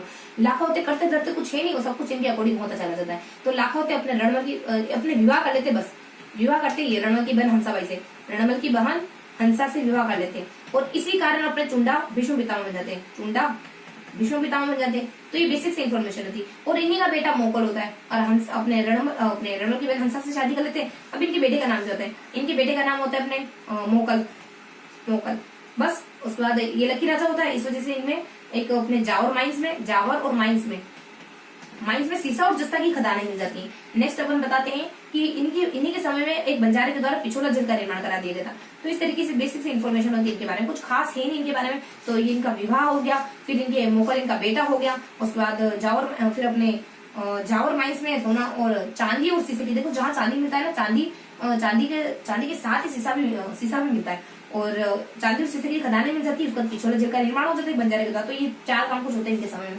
अब देख लेते हैं मोकल का समय क्या माना जाता है, यही 1421 में मोकल राजा बन जाता है। अब मोकल है ना चुंडा इससे परेशान हो जाता है, इसकी माँ बहुत शक कर रही होती है बार-बार चुंडा पे, तो चुंडा इसको छोड़कर चला जाता है ना, तो बस ज्यादा नहीं टिक पाता चुंडा के बिना अपना मोकल। हालांकि इसको सुतेला भाई है, तो इस तरीके से उसके सपोर्ट के बिना, चुंडा के सपोर्ट के बिना ज्यादा समय तक नहीं रह पाया। और 1433 में इसकी मृत्यु हो जाती है। चाचा देखो किसने मरवाया इसको, इसके चाचा मेरा यानी मेरा चाचा मेरा और महपा पवार, ये दोनों इसको जिलवाड़ा नामक स्थान में मरवा देते हैं। तो इसका किस्सा पूरा यहीं खत्म हो जाता है। आए और चले गए, बस इतना ही इनका किस्सा था, इतना इनका जिक्र मात्र था। अब देख रहे थे इनके बेटे जी बहुत झंडे गाड़ने वाला काम करते थे। सबसे पहले इनका देख रहे थे इनका समय काल क्या है, जब ये मरे तब इनका समय काल 1433 से लगा करके जो 1468 तक। हालांकि इनका बेटा बहुत निकम्मा रहता है, वो इनको मार देता है उदा। देखो 1433 से लगाकर 1468 तक। कुंभ देखो, कुंभ कहाँ रखते हैं, एक के ऊपर एक, ये अपना कुंभ, उसके ऊपर कुंभ, तो यहाँ अपने 3 और 68 भी 3 जैसे ही 3 और 1 ऐसा कर दिया हमने, इस तरीके से उल्टा लिख दिया 3। तो इस तरीके से अपने याद रखना है बस। तो यहाँ अपने कुंभा का समय काल बता दिया। समय काल के बाद कुंभा के लिए तो पढ़ने के लिए बहुत कुछ जानकारी होती है। कुंभा तो अपने देखो सबसे, अगर किसी के फेवरेट बनना चाहे ना तो बन सकते हैं कुंभा। बहुत अच्छे से इन्होंने अपने शासन संभाला, बहुत अच्छे से साहित्य भी लिखा इन्होंने। तो यहाँ ज्यादा इनका समय काल अपने 1433 से लगा करके जो अपने 1468 तक माना जाता है। अब इनके बारे में थोड़ी सी इन्फॉर्मेशन देख लेते हैं। देखो कुंभा के बारे में क्या क्या जानते हैं। सबसे पहले देखो बीच में अपन देखेंगे चंपानेर की संधि, यानी कि अपने 1456 में चंपानेर, अपने 56 से 57 में चंपानेर की संधि होती है, जो होती है MK के बीच में। किसके बीच में, M और K के बीच में। M से कौन होता है, M से होते हैं M खिलजी यानी मोहम्मद खिलजी, M खिलजी और के से होता है अपने कुतुबुद्दीन ऐबक। कुतुबुद्दीन ऐबक ये एमपी से बिलोंग करते हैं और ये गुजरात से बिलोंग करते हैं। बस ये इस तरीके की अपनी संधि हो गई ना, इसी संधि से अपने बस इसके ऊपर कुछ देखेंगे, इसके नीचे कुछ देखेंगे, तो थोड़ा सा फॉर्मेट बनाते हैं, तो उससे चीजें हमें लॉन्ग टाइम तक याद रहती है। तो ये अपने देख लिया एम खिलजी के बारे में। अब इसके ऊपर की जानकारी होती है, इसके नीचे की जानकारी होती है। एम के ने संधि कर ली और एम के ने ना अगले साल हमला भी करा था। एम के ने अपने ना 57-58 में, लगभग 56 में तो अपनी संधि हो जाती थी चंपारण की, उसके बाद अपने 1457 और 1458 में इन दोनों ने मिलकर के हमला भी करा था। इन दोनों ने मिलकर के कौन दोनों थे अपने एमके से अपने बिलोंग करने वाले कौन थे, एम और के से थे अपने, देखो एम से थे अपने एम खिलजी और के से थे अपने कुतुबुद्दीन ऐबक। तो ये दोनों के द्वारा एमके में अपने 1456 में एमके ने दोनों ने संधि कर ली और 57-58 में इन दोनों भाई साहब ने मिलकर के हमला भी करा अपने कुंभा के ऊपर, लेकिन कुंभा ठहरे शातिर व्यक्ति, इन दोनों को इन्होंने असफल कर दिया। उसके बाद देखो कुंभा ने ऊपर क्या करा, इसके ऊपर देखेंगे कुंभा के सारे युद्धों के बारे में, इन्होंने कौन युद्ध वगैरह करे, कुछ जीता, कुछ अच्छा सा अचीव करा। इसके ऊपर देखेंगे कुंभा के दूसरे रूप के बारे में, यानी ये ना बहुत लिखने में, साहित्य में, लेखन में, इसमें भी बहुत पारंगत थे। तो यहाँ देख लेते अपन, देखो कुंभा अपने 1433 में राजा बने, फटाफट से काम करते चले गए। अब कौन से काम देख कर ट्रिकी तरीके से देख लेते हैं। मैं यहाँ से अपने राव से जीएम कैसे कहूँ, देखो किस मुंह से राव से जीएम करूँ, कल तो उनको इतना सुना है मैंने, तो अपने RV राव, उसका GM, उसका दबान KC, देखो ये टिका देते अपने। तो इसमें क्या कहता है, र से इन्होंने राठौड़ की शक्ति को कम करा, जो इसके ननिहाल से थे, राठौड़ इनके ननिहाल पक्ष से जुड़े थे, इस वजह से उनकी शक्ति को कम करा। इनके पापा ऐसे तो कर रहे थे, यानी इनके मोकर राजा बन गए और इनडायरेक्टली तरीके से वो रणबल शासन कर रहा था। तो इन्होंने ना इस रणबल की, यानी अपने राठौड़ की पूरी प्रभु सत्ता को समाप्त करा, यानी राठौड़ की उत्पत्ति को इन्होंने, राठौड़ के प्रभाव को इन्होंने कम करा। उसका वी से इन्होंने विजय स्तंभ का निर्माण करा, कौन से युद्ध में, इन्होंने सारंगपुर के युद्ध में 1431 में विजय स्तंभ का निर्माण करा, जो एम खिलजी से लड़ा गया, जिससे वजह से खुंडस खा के दोनों संधि कर रहे थे इस पर हमला करने के लिए। उसके बाद अपने जी से आ जाता है, इन्होंने गुजरात से युद्ध करते, गुजरात को हराया, जब नागौर के उत्तराधिकारी को लेकर गुजरात के साथ युद्ध हुआ, गुजरात को हराया। एम से इन्होंने मंडोर को जीत लिया मारवाड़ से, हालांकि बाद में अपने बेटे रायमल की शादी करवा दी थी वहां अपने सांगा के अपने जोधा की बेटी के साथ। उसके बाद यहाँ ज्यादा हमने केसी मतलब कि कुंभलगढ़ और चित्तौड़गढ़, ये दोनों इलाके इन्होंने अपने शक्ति के केंद्र के रूप में स्थापित करे। कुंभलगढ़ और चित्तौड़गढ़ को अपनी शक्ति का केंद्र है, ये सारे इनके ना कार्य होते हैं। और नेक्स्ट अपन बता देते हैं इनके कुछ इनका कुछ साहित्यिक रूप बताएंगे। तो यहाँ साहित्यिक रूप की लिए ट्रिक आ जाती है अपने कास, उसके बाद अपने कास में SC कास्ट का होता, मेरी जॉब जल्दी लग जाती। तो यहाँ देखो, यहाँ ज्यादा कास SC, यहाँ की ट्रिक है, यहाँ की ट्रिक राव को GM कैसे कहूँ, कल तो बहुत सुना है, कल तो उनको बहुत डाटा में। तो यहाँ जब अपने की काश में SC का होता, जॉब जल्दी लग जाती। तो अपने कैसे क्या बताया जाता है, देखो कैसे इन्होंने कुछ है ना, कैसे मतलब कि इन्होंने कुछ दुर्गों का निर्माण करा है। कैसे इन्होंने वापस काश से आ जाएगा, एक बार काश से दुर्गों का निर्माण करा है, एक बार काश से बता दें कि इन्होंने कुछ मंदिरों का निर्माण करा है, और इस तरीके की जानकारी दी है। तो इन्होंने कौन से, एक तो अपने करौली आ जाता है, उसके बाद अपने अचलगढ़ आ जाता है, उसके बाद अपने सिरोही आ जाता है। इन तीनों दुर्गों का निर्माण करवाया। और श्यामल दास क्या कहते हैं कि 84 में से 32 दुर्ग तो इन्होंने बनाए। श्यामल दास कहते हैं कि 84 में से 32 दुर्ग तो इन्होंने ही बनाए। इस तरीके की बात करते हैं। और उसके बाद अपने फिर अपने कुछ मंदिर आते हैं जो चित्तौड़ में बने हुए, ऐसे कुंभ स्वामी है, उसका ऐसे अपने एक लिंगी, यहाँ श्रृंगार चौरी, तो कुंभ स्वामी, उसका अपने एक लिंगी, उसका अपने श्रृंगार चौरी, ये कुछ मंदिर है जो इन्होंने चित्तौड़ में बनवाए हैं। और ये कुछ मंदिर है जो इन्होंने चित्तौड़ में बनवाए। तो इससे बेसिक SC से क्या आता है, ऐसे से देखो, ऐसे अपने ऐसे इन्होंने ना कुछ लिखे हैं, कुछ चीजें लिखी हैं, साहित्य रचना करी। ऐसे मतलब कि सूर प्रबंधन है, संगीत रत्नाकर है, संगीत राज है, तो इन्होंने सूर प्रबंधन, उसके बाद अपने संगीत रत्नाकर और संगीत। देखो इनको कुंभा के बारे में थोड़ी सी अच्छी सी इन्फॉर्मेशन होती है, तो अपन देखो अपन थोड़ा सा यहाँ डिस्क्राइब कर लेते हैं ना।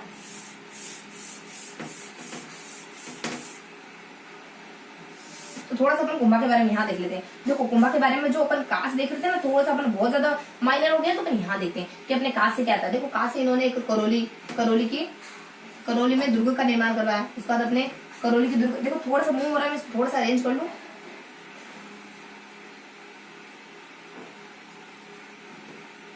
हाँ ठीक है। तो अपने करौली के दुर्ग, कैसे करौली नहीं, कुंभलगढ़ के दुर्ग का निर्माण करवाया इन्होंने।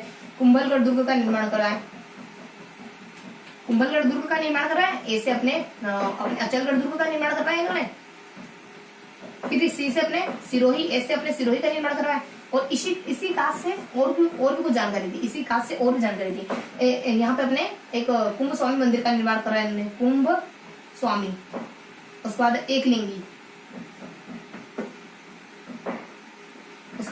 लिंगी, एकलिंगी जी का मंदिर बनाया चित्तौड़ में। उसके बाद लास्ट स से आ जाता अपने और श्रृंगार चौरी का मंदिर बनाया। ये सारे मंदिर है जो इन्होंने चित्तौड़ में बनाए थे, ये सारे मंदिर है जो इन्होंने चित्तौड़ में बनाए थे। और ये सारे इनके ये अपने मंदिर आ जाते हैं और ये अपने दुर्ग आ जाते हैं, दुर्ग। बस ये अपने कास्ट से होता है। उसको ऐसे से क्या होता है, देखो ऐसे आ जाता है अपने संगीत राज है, संगीत राज है। उसके बाद अपने संगीत रत्नाकर है। कौन सी मात्रा आती है संगीत में, बड़ी। संगीत रत्नाकर है। उसका सूर प्रबंधन है, सूर प्रबंधन है। ये तीनों रचनाएं इनके द्वारा लिखी गई, ये तीनों रचनाएं इनके द्वारा लिखी गई। और ये कौन कहता है, संगीत राज संगीत मीमांसा, ये कान्हा व्यास के द्वारा कहा जाता है। एकलिंगी जी महात्मा के जो रचनाकार है ना, कान्हा व्यास, उनके द्वारा कहा जाता है। ये तीनों रचनाएं इन्होंने लिखी। एक और ऐसे क्या कर रहा है, एक और ऐसे रचना लिखी, गीत गोविंद की एक टीका है संगीत राज, गीत गोविंद की एक लिखा है संगीत राज, उसके ऊपर इन्होंने टीका लिखी। तो संगीत राज जो गीत गोविंद के द्वारा लिखी गई ना, संगीत राज और गीत गोविंद के द्वारा लिखी गई संगीत राज के ऊपर इन्होंने टीका लिखी। उसके बाद सी से आ जाता है, इन्होंने सी से अपने कुछ एक चंडी शतक की व्याख्या भी करी इन्होंने, चंडी शतक की व्याख्या भी करी। तो ये बेसिक इन्फॉर्मेशन होती है अपनी कास्ट के बारे में। इसी सबको देखते हुए, इन सब कामों को देखते हुए अत्रि और महेश ने कीर्ति स्तंभ प्रशस्ति में इसको कुछ उपाधियां दी। उपाधियां किसकी दी, उपाधि कौन सी दी, हरि की उपाधि दी। हरि की मतलब ह से अपने उपाधि दी इनको कह दिया कि आप हाल गुरु हो, मतलब कि ह से अपने एक हिंदू पथ, देखो इनकी उपाधि क्या है, ह से अपने हिंदू पथ है, उसके बाद 8 से आ जाता है अपने रायन है, रायन। उसके बाद आई से आ जाता अपने हरि, आई से आ जाता अपने अभिनव भट्टाचार्य, अपने हार आ जाता, सॉरी हार की उपाधि दी, वो गले में हार नहीं पहनाते वो। से आ जाता अपने अभिनव भट्टाचार्य। इसके अलावा दान दान दान दान दान तो होता ही है, यानी दान गुरु, हाल गुरु, चाप गुरु, परम गुरु, ये सब तो इनकी बातें हैं सही। तो इस तरीके से देखा आपने कुंभा के बारे में, इस तरीके से देखा मोकल के बारे में, इस तरीके से देखा लाखा के बारे में। तो 3 राजाओं का जिक्र पढ़ा आप लोगों ने। ये अपने लाखा आ जाते हैं, ये अपने मोकल आ जाते हैं, ये अपने कुंभा आ जाते हैं। देखो लाखा तो अपने बस विवाह करके निपट लेते हैं, उसके बाद मोकल बस अपने भाई का साथ छूटा और मोकल में निपट ली। बीच में अपन सबसे पहले बीच में अपन कवर करेंगे चंपारण की संधि। चंपारण की संधि ने बहुत कोशिश करी कि इनके घुटनों के बल खड़ा कर दे, घुटनों के बल ला दे, पर नहीं ला पाए। आखिरकार कुंभा ने इनको हरा दिया। उसके बाद बेसिक से इन्फॉर्मेशन आती है। इसके ऊपर अपन देखते हैं कि ये कौन से युद्ध वगैरह, कौन से दुर्ग वगैरह, कौन से युद्ध वगैरह करते हैं, कौन से राजाओं को हराते हैं, इस तरीके की जानकारी देते हैं। यहाँ इनका सैनिक रूप देते हैं, यहाँ पे इनका साहित्यिक रूप देते हैं, कौन सी रचना करते हैं। इसकी साहित्यिक रूप, इसकी यहाँ ट्रिक आती है अपने कि राव से जीएम कैसे कहूँ, यहाँ ट्रिक आ जाती है काश में भी इससे क्या होता है। इस तरीके से हमने इनकी सारी अच्छी बातों के बारे में देख लिया। इस तरीके की अच्छी बात है, इस तरीके की अच्छी बात है। अब इस तरीके की अच्छी बातों को देखकर इनको लास्ट में कुछ उपाधियां दी गई, तो ये अपनों ने पढ़ा। अब अपन देखने वाले कुछ अगले राजाओं के बारे में। अब कौन कौन से राजा कवर करने वाले अपन,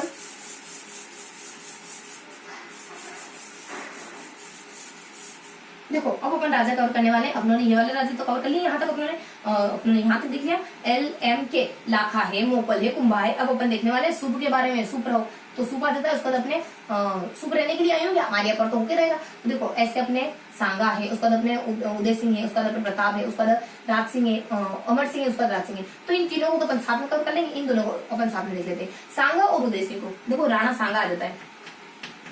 सांगा के बारे में क्या जानकारी, सांगा के बारे में ज्यादा कुछ जानकारी होती नहीं। देखो सांगा के बारे में होती इनका समय काल क्या था, संग यानी 15/8 से लगा करके जो 15/29 तक इनका समय काल माना जाता है। सॉरी 15/9 से लगा करके जो 15/8 यहाँ आता है 8/28, तो 8 और 9 क्या रहते हैं, संगीत तो रहते हैं। तो ये सांगा का समय काल होता है। उस पर सांगा में देखो यहाँ जैसा अपने कुंभा में देखा ना, उसी तरीके से देखेंगे। एक सांगा को क्लियर कर लेंगे, एक अपने उनसे उदय सिंह को क्लियर कर लेंगे, जो अपने महाराणा प्रताप के पिताजी उदय सिंह को, है ना। तो यहाँ पर देखते हैं, यहाँ अपने बीच में वही अपने बीच में कुछ जानकारी आएगी। बीच में क्या आती है, गुजरात से लड़ते लेकिन जीतते तो है नहीं, कोई नहीं जीतता। गुजरात और अपने सांगा ये दोनों लड़ते रहते हैं, किसके लिए, नाम के लिए, नेम के लिए। सांगा किसके लिए, नेम NEM के लिए। न से अपने नागौर के लिए, ई से अपने ईडर के लिए, वहां से मालवा के लिए, इनके लिए लड़ते रहते हैं। नागौर है, ईडर है, मालवा है, लड़ते रहते हैं, लेकिन अंत तो कोई नहीं जीत पाता। हल्दी कटी युद्ध की तरह अनिर्णायक होता है ये भी। इसके ऊपर इनकी स्टोरी आती है, इसके ऊपर इनकी कहानी होती है। क्या होती है, कहानी। इनके नीचे इनके युद्ध होते हैं, बस लास्ट में मरना धरना हो जाता है इनका। तो इस तरीके से देखेंगे अब कौन सी स्टोरी है और कौन सी का युद्ध है। देखो स्टोरी क्या है, स्टोरी ये है कि इनके समय जब ये राजा थे ना, तो गुजरात में कोई और राजा था। अब उनके बेटे आपस में लड़ने झगड़ने लगे। अब किसी की मदद से उनका एक बेटा राजा बन गया। अब किसी की मदद से बना ना, वो इनडायरेक्टली शासन करता। वहां के लोगों को कतई पसंद नहीं आई बात।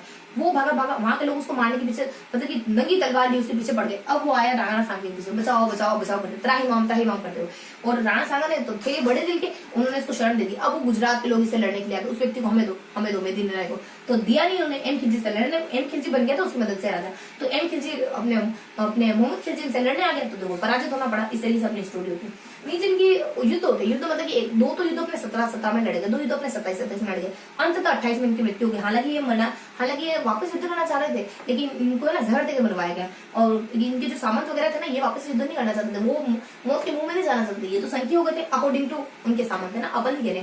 तो यहाँ तक अपने सांगा के बारे में देखो, कहानी होती है ना, उस कहानी के बारे में अपन जिक्र कर लेते हैं। तो कहानी अपने वही थी कि अपने इस समय ना 1509 में गुजरात, 1511 के समय, 1511 हाँ 1500 उत्तराधिकारी संघर्ष छिड़ गया था 1511 में अपने। तो गुजरात में उत्तराधिकारी संघर्ष छिड़ा ना 1511 में, 1511 ही होता है, 1509 में, हाँ ठीक है 1511 ही होता है। 1511 में गुजरात में उत्तराधिकारी संघर्ष छिड़ गया, तो मेदिनी राय की मदद से ये संघर्ष छिड़ा, तो मेदिनी राय की मदद से एम खिलजी राजा बना, एम खिलजी राजा बना। बस ये अपनी स्टोरी होगी पूरी। और इस वजह से वो अपने, मैंने बता दी पूरी स्टोरी। और फिर अपने एम खिलजी लड़ने आता है, एम खिलजी हार का मुंह देके चला जाता है। इस वजह से शायद इनको, इसी वजह से शायद इनको हिंदू पद की उपाधि दी गई, हिंदू पद की। वहां पे अपने देखो अपने हिंदू पद की उपाधि वहां देखी ना, हिंदू पद तो इनको कहते हैं, उनको तो कहते हैं हिंदुआ सुल्तान। देखो अपने कुंभा के बाद देखा, उनको हिंदुआ सुल्तान कहते हैं, हिंदुआ पद इनको कहते हैं। थोड़ा सा ना उसको करेक्ट कर लेना अपने को। तो यहाँ हिंदू पद की उपाधि दे दी गई, शायद इसी वजह से इनके भाई लोग इनसे जलते होंगे। तो क्या कहता है, राजा की पूजा करो, पृथ्वी, राजा की पूजा मत करो, पृथ्वी की करो। तो राय सिंह है अपने, राज सिंह है, उसके बाद अपने पृथ्वी सिंह है, उसके बाद अपने जय सिंह है। ये इनके 3 भाई होते हैं। इन तीनों को नहीं बनाते राजा, इनके पिताजी इनको राजा बना देते हैं। इस वजह से ये इनके तीनों भाई होते हैं। थोड़ा सा हल्का सा जिक्र होता है। अब इनके देखते हैं युद्ध, देखो एक होता है 1517 का युद्ध, फिर दूसरा होता है 1517 का युद्ध, 1517 1517, फिर होता है अपना 1527 का युद्ध, फिर होता है अपना 1527 का युद्ध। इस तरीके से कुछ युद्ध होते हैं। देखो 1517 का युद्ध हुआ जो कब में हुआ, इसकी ट्रिक क्या होती है अपने कब, इसकी ट्रिक क्या होती है अपने क और फिर इसी को उल्टा लिख दो। देखो इसी को उल्टा लिखना मतलब कि क, ये अपने इसकी ट्रिक है इनकी युद्ध होगी। देखो कब, तो ये अपने ना क से अपने खातोली में होता है, ब से अपने बांडी में होता है, जिस लोधी से होता है। खातोली और बांडी दोनों ही किससे हुए, लोधी से हुए, लेकिन दोनों में इन्होंने लोधी को हरा दिया। ये अपने इस तरीके की बात होती है। यहाँ अपने क ब, तो ये बयाना का है और ये अपने खानवा का है। ये होते हैं, ये दोनों होते हैं अपने उससे बाबर से, लेकिन यहाँ फर्स्ट में तो ये जीत जाते हैं, सेकंड में ये अपने हार जाते हैं, अपने सांगा। इस तरीके की जानकारी होती है। अब देखिए कब देख लिया आप लोगों ने, देखो ये अपने दोनों युद्ध थे 1717 के युद्ध, ये दोनों, बाकी पीछे के दोनों युद्ध थे अपने 1727 के युद्ध। देखो ये भी, इनमें ना महीना भी गिवन होता है कि ये 17 मार्च को हुआ, ये अपना फरवरी के आसपास होता है। तो इस तरीके की जानकारी होती है अपने इनके बारे में। बेचारे अंततः मर जाते हैं। कहाँ मरते हैं, देखो इनकी मृत्यु कहाँ होती है, इनकी मृत्यु बसवा दौसा में इनकी मृत्यु हो जाती है। और थोड़ी सी और इन्फॉर्मेशन होती है जो अपन कहाँ क्लियर करें, थोड़ी सी इन्फॉर्मेशन अपन देख लेते हैं। चलो इनके युद्धों को रफ कर देते हैं। युद्ध हो गए इनके खत्म, वैसे युद्ध होने चाहिए नहीं तो अपन रफ कर देते हैं हमारी नजर में। तो चलो 1527 ठीक है। किसी की भी नजर में युद्ध कोई अल्टीमेट सॉल्यूशन नहीं किसी भी चीज का। तो यहाँ आपने देखो मर जाते हैं कभी 1528 में इनकी मृत्यु हो जाती है। शहादत मतलब इनकी शहीदी करेंगे अपन। शहीदी तो क्या, उन्होंने जहर दे दिया था इनको। 1528 में बसवा दोसा में इनकी मृत्यु हो जाती है। और मांडलगढ़ में इनका अंतिम समाधि बनी हुई। मांडलगढ़ जो कि भीलवाड़ा में, मांडलगढ़ में इनकी समाधि बनी हुई। बस अब इनके बाद राजा कौन बनते रहना है, इनके 1528 से लगा करके जो 1528 से 1531 तक अपने रावी राजा रहते हैं। कौन, रावी से अपने रतन सिंह, उसका द्वि से अपने विक्रमादित्य। 1528 के बाद 1531 तक अपने रतन सिंह रहते हैं, उसके बाद अपने विक्रमादित्य राजा बनते हैं, उसके बाद अपने उदय सिंह आ जाते होंगे। विक्रमादित्य के बाद भी और भी कुछ राजा आते हैं, एक्यूरेट नहीं बताएंगे, उनके बाद उदय सिंह आते हैं। अब देख लेते हैं महाराणा प्रताप के पिताजी के बारे में। इनका समय काल क्या होता है, इनका समय काल माना जाता है लगभग 1537 से, लगभग नहीं एक्यूरेट है 1537 से लगा करके जो 1542 तक। जब अपने महाराणा प्रताप का राज्याभिषेक हो गया तो ये कलट लिए फिर। तो देखो इनके बारे में बीच में अपन देखेंगे, देखो ऐसे ही पढ़ेंगे अपन। बीच में क्या आ जाता है कि ये 1559 में उदयपुर नगर की स्थापना करते हैं। उदयपुर में ही नहीं बसाते हैं, और भी कुछ बसाते हैं। क्या क्या बसाते हैं, उदयपुर के साथ साथ अब इस ब्रैकेट को खोलते हैं। उदयपुर में अपने उदय सागर झील का निर्माण करते हैं, प्लस मोती डूंगरी का निर्माण करते हैं। तो ये 3 काम करते हैं 1959 में। ऊपर आ जाता है 1537, नीचे आ जाता है 1567, नीचे आ जाता है 1567। 1537 में मालदेव की मदद से राजा बनेंगे, मालदेव की मदद से। यहाँ बताया जाता है 1567 में ये अकबर के द्वारा इन पर हमला करा जाता है। और ये अपना सारा कारोबार क्या, अपने सारा दारोमदार अपने अकबर हमला करता है, सारा दारोमदार ये जयमल प्रताप को सौंप देते हैं, खुद पहाड़ी में चले जाते हैं। शायद इन्हीं से अपने प्रताप सीखे है ना। तो ये अपने अकबर जब हमला करता है ना, तो ये जयानक को सारा दारोमदार दे देता है।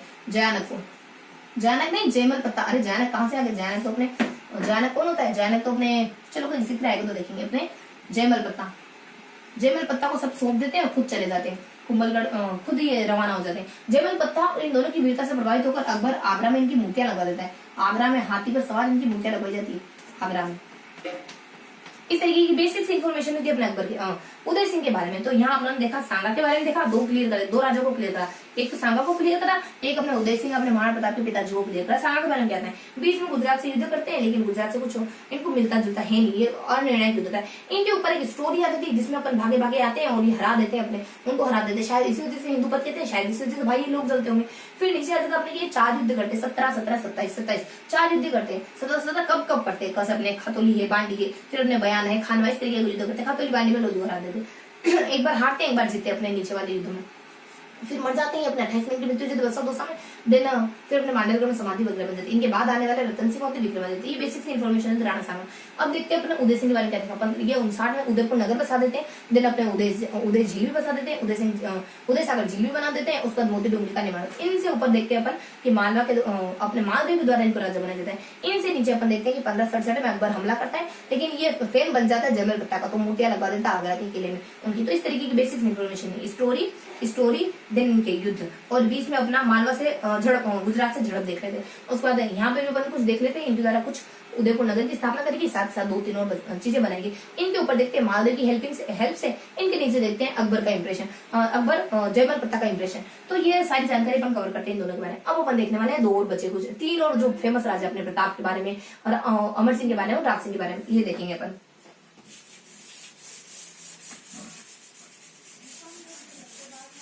इन तीनों राजाओं को साथ में देख लेते हैं। सबसे ज्यादा अपने प्रताप के बारे में देखना होगा हमें, उसके बाद यहाँ तो अपने हल्की हल्की सी इन्फॉर्मेशन आ जाएगी।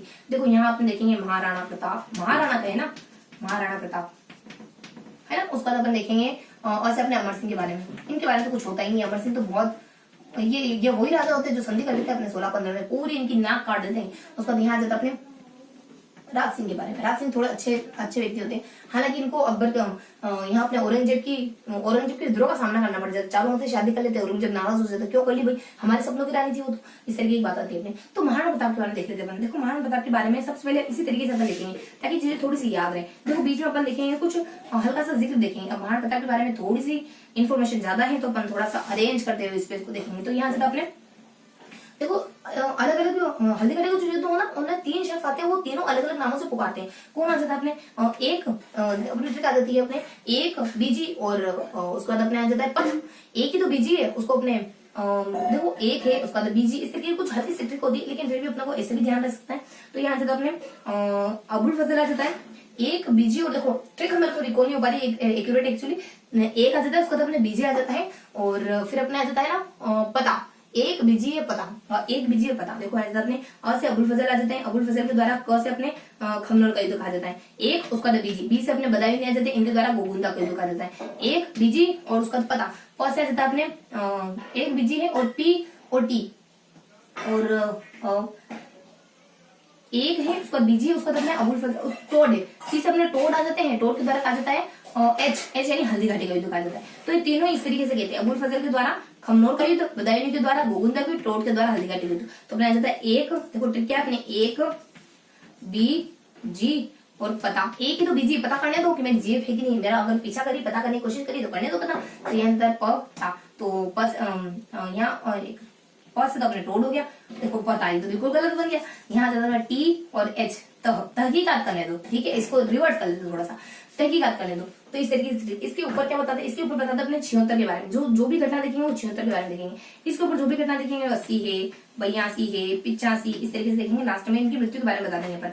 तो इसके बाद अपन थोड़ा सा यहाँ पर जो भी घटना देखेंगे वो अपन 80 है, 82 है, 80 है, 82 और 85 इन तीनों के बारे में देखेंगे। और लास्ट में अपन थोड़ा सा जिक्र देख लेंगे अपन एक इनकी मृत्यु के बारे में देख लेंगे। जब इनकी मृत्यु को भी 97 इनकी मृत्यु है ना, इनकी मृत्यु 1597 में हो जाती है, 19 जनवरी के आसपास, 19 जनवरी 1597 को। और फिर अपन टोड के बारे में देख लेंगे। कर्नल जेम्स टोड 2 बातें कहते हैं इनसे जुड़ी, तो ये अपन यहाँ अलग से सेपरेटली देखेंगे। पहले अपन ये देख ले 76, 80, 82, 85। देखो 76 के बारे में क्या होता है, जब 76 का समय था तब अकबर तब है ना अकबर 72 से 76, देखो 72 से 76 में कौन 72 से 76 में 4 व्यक्ति होते हैं जो यहाँ आते हैं। सबसे पहले अपना है सादुल्ला खां, सादुल्ला खां जो इनके खुद का परिवार का होता है। उसके बाद अपने पूरे अपने हिंदू राजा कौन, मानसिंह, बेटे जी को पहले भेज दिया, भगवान दास को बाद में भेजा, पिताजी को बाद में भेजा, उसके बाद कर्नल जय स्टोर, उसके बाद अपने मंत्री, हिंदू मंत्री। तो ये तीनों हिंदू थे, ये अपने मुस्लिम था। इन तीनों को भेजा गया है ना अपने संधि करने के लिए कि अकबर को मनाओ यार, कैसे कैसे अकबर अपने प्रताप को मनाओ, कैसे कैसे हमारे अधीन आ जाए, सब तो आ गए, उनको क्या हर्ज है। तो यहाँ था 76। उसके बाद 76 में ही अपने अकबर अजमेर आता है, अकबर अपने अजमेर आया था 76 में ही।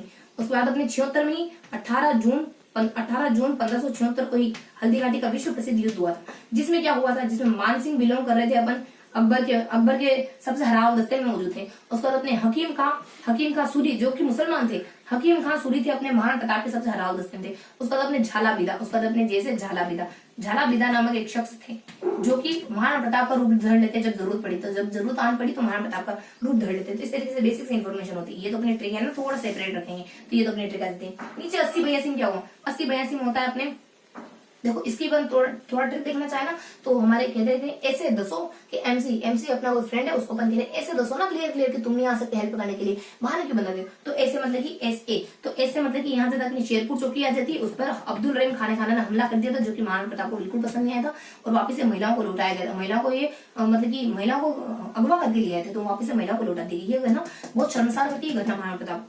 उसके बाद बयासी अपने दिवेर शेरपुर चौकी में अब्दुल रहीम खाना, उसके बाद अपने ऐसे, उसके बाद 10 डी से अपने आ जाता है दिवेर चौकी आ जाती है, दिवेर आ जाती है और 10 अपने सादुल्ला खां को एक ही भाले के बारे में 2 हिस्सों में डिवाइड कर देते हैं। सादुल्ला खां को अपने दिवेर में अमर सिंह इनके बेटे। उसके बाद 85 आ जाता है, 85 में अपन बताते हैं एमसी मतलब कि अपने मांडलगढ़, एमसी मतलब कि अपने मांडलगढ़ और चित्तौड़, इन दोनों को छोड़ करके बाकी सारा इलाका वापस हड़प लेते हैं, बाकी सारा इलाका वापस से ले लिया इन्होंने। और 85 में एमसी अपने MC 2 है ना, तो एमसी अपने मेवाड़ पर कोई हमले नहीं हुए और सी से अपने चावंड को राजधानी बना दिया गया इसी समय पर। तो इस तरीके से अपने एमसी जानकारी दी। उसके बाद अपने 19 जनवरी को इनकी 19 जनवरी को ये अपने दुनिया को अलविदा कह देते हैं। 1997 को ऐसा शेर दिल इंसान 19 जनवरी को अपने 19 जनवरी को उनके प्राण पखेरु उड़ जाते हैं। तो यहाँ इनकी मृत्यु होती है ना बारडोली नामक स्थान पर इनका अंतिम संस्कार किया गया था। और फिर अपने आ जाते हैं टोड, कहते हैं इनकी मृत्यु के समय टोड कहते हैं कि मैंने अरावली पर्वत के समान आल्पस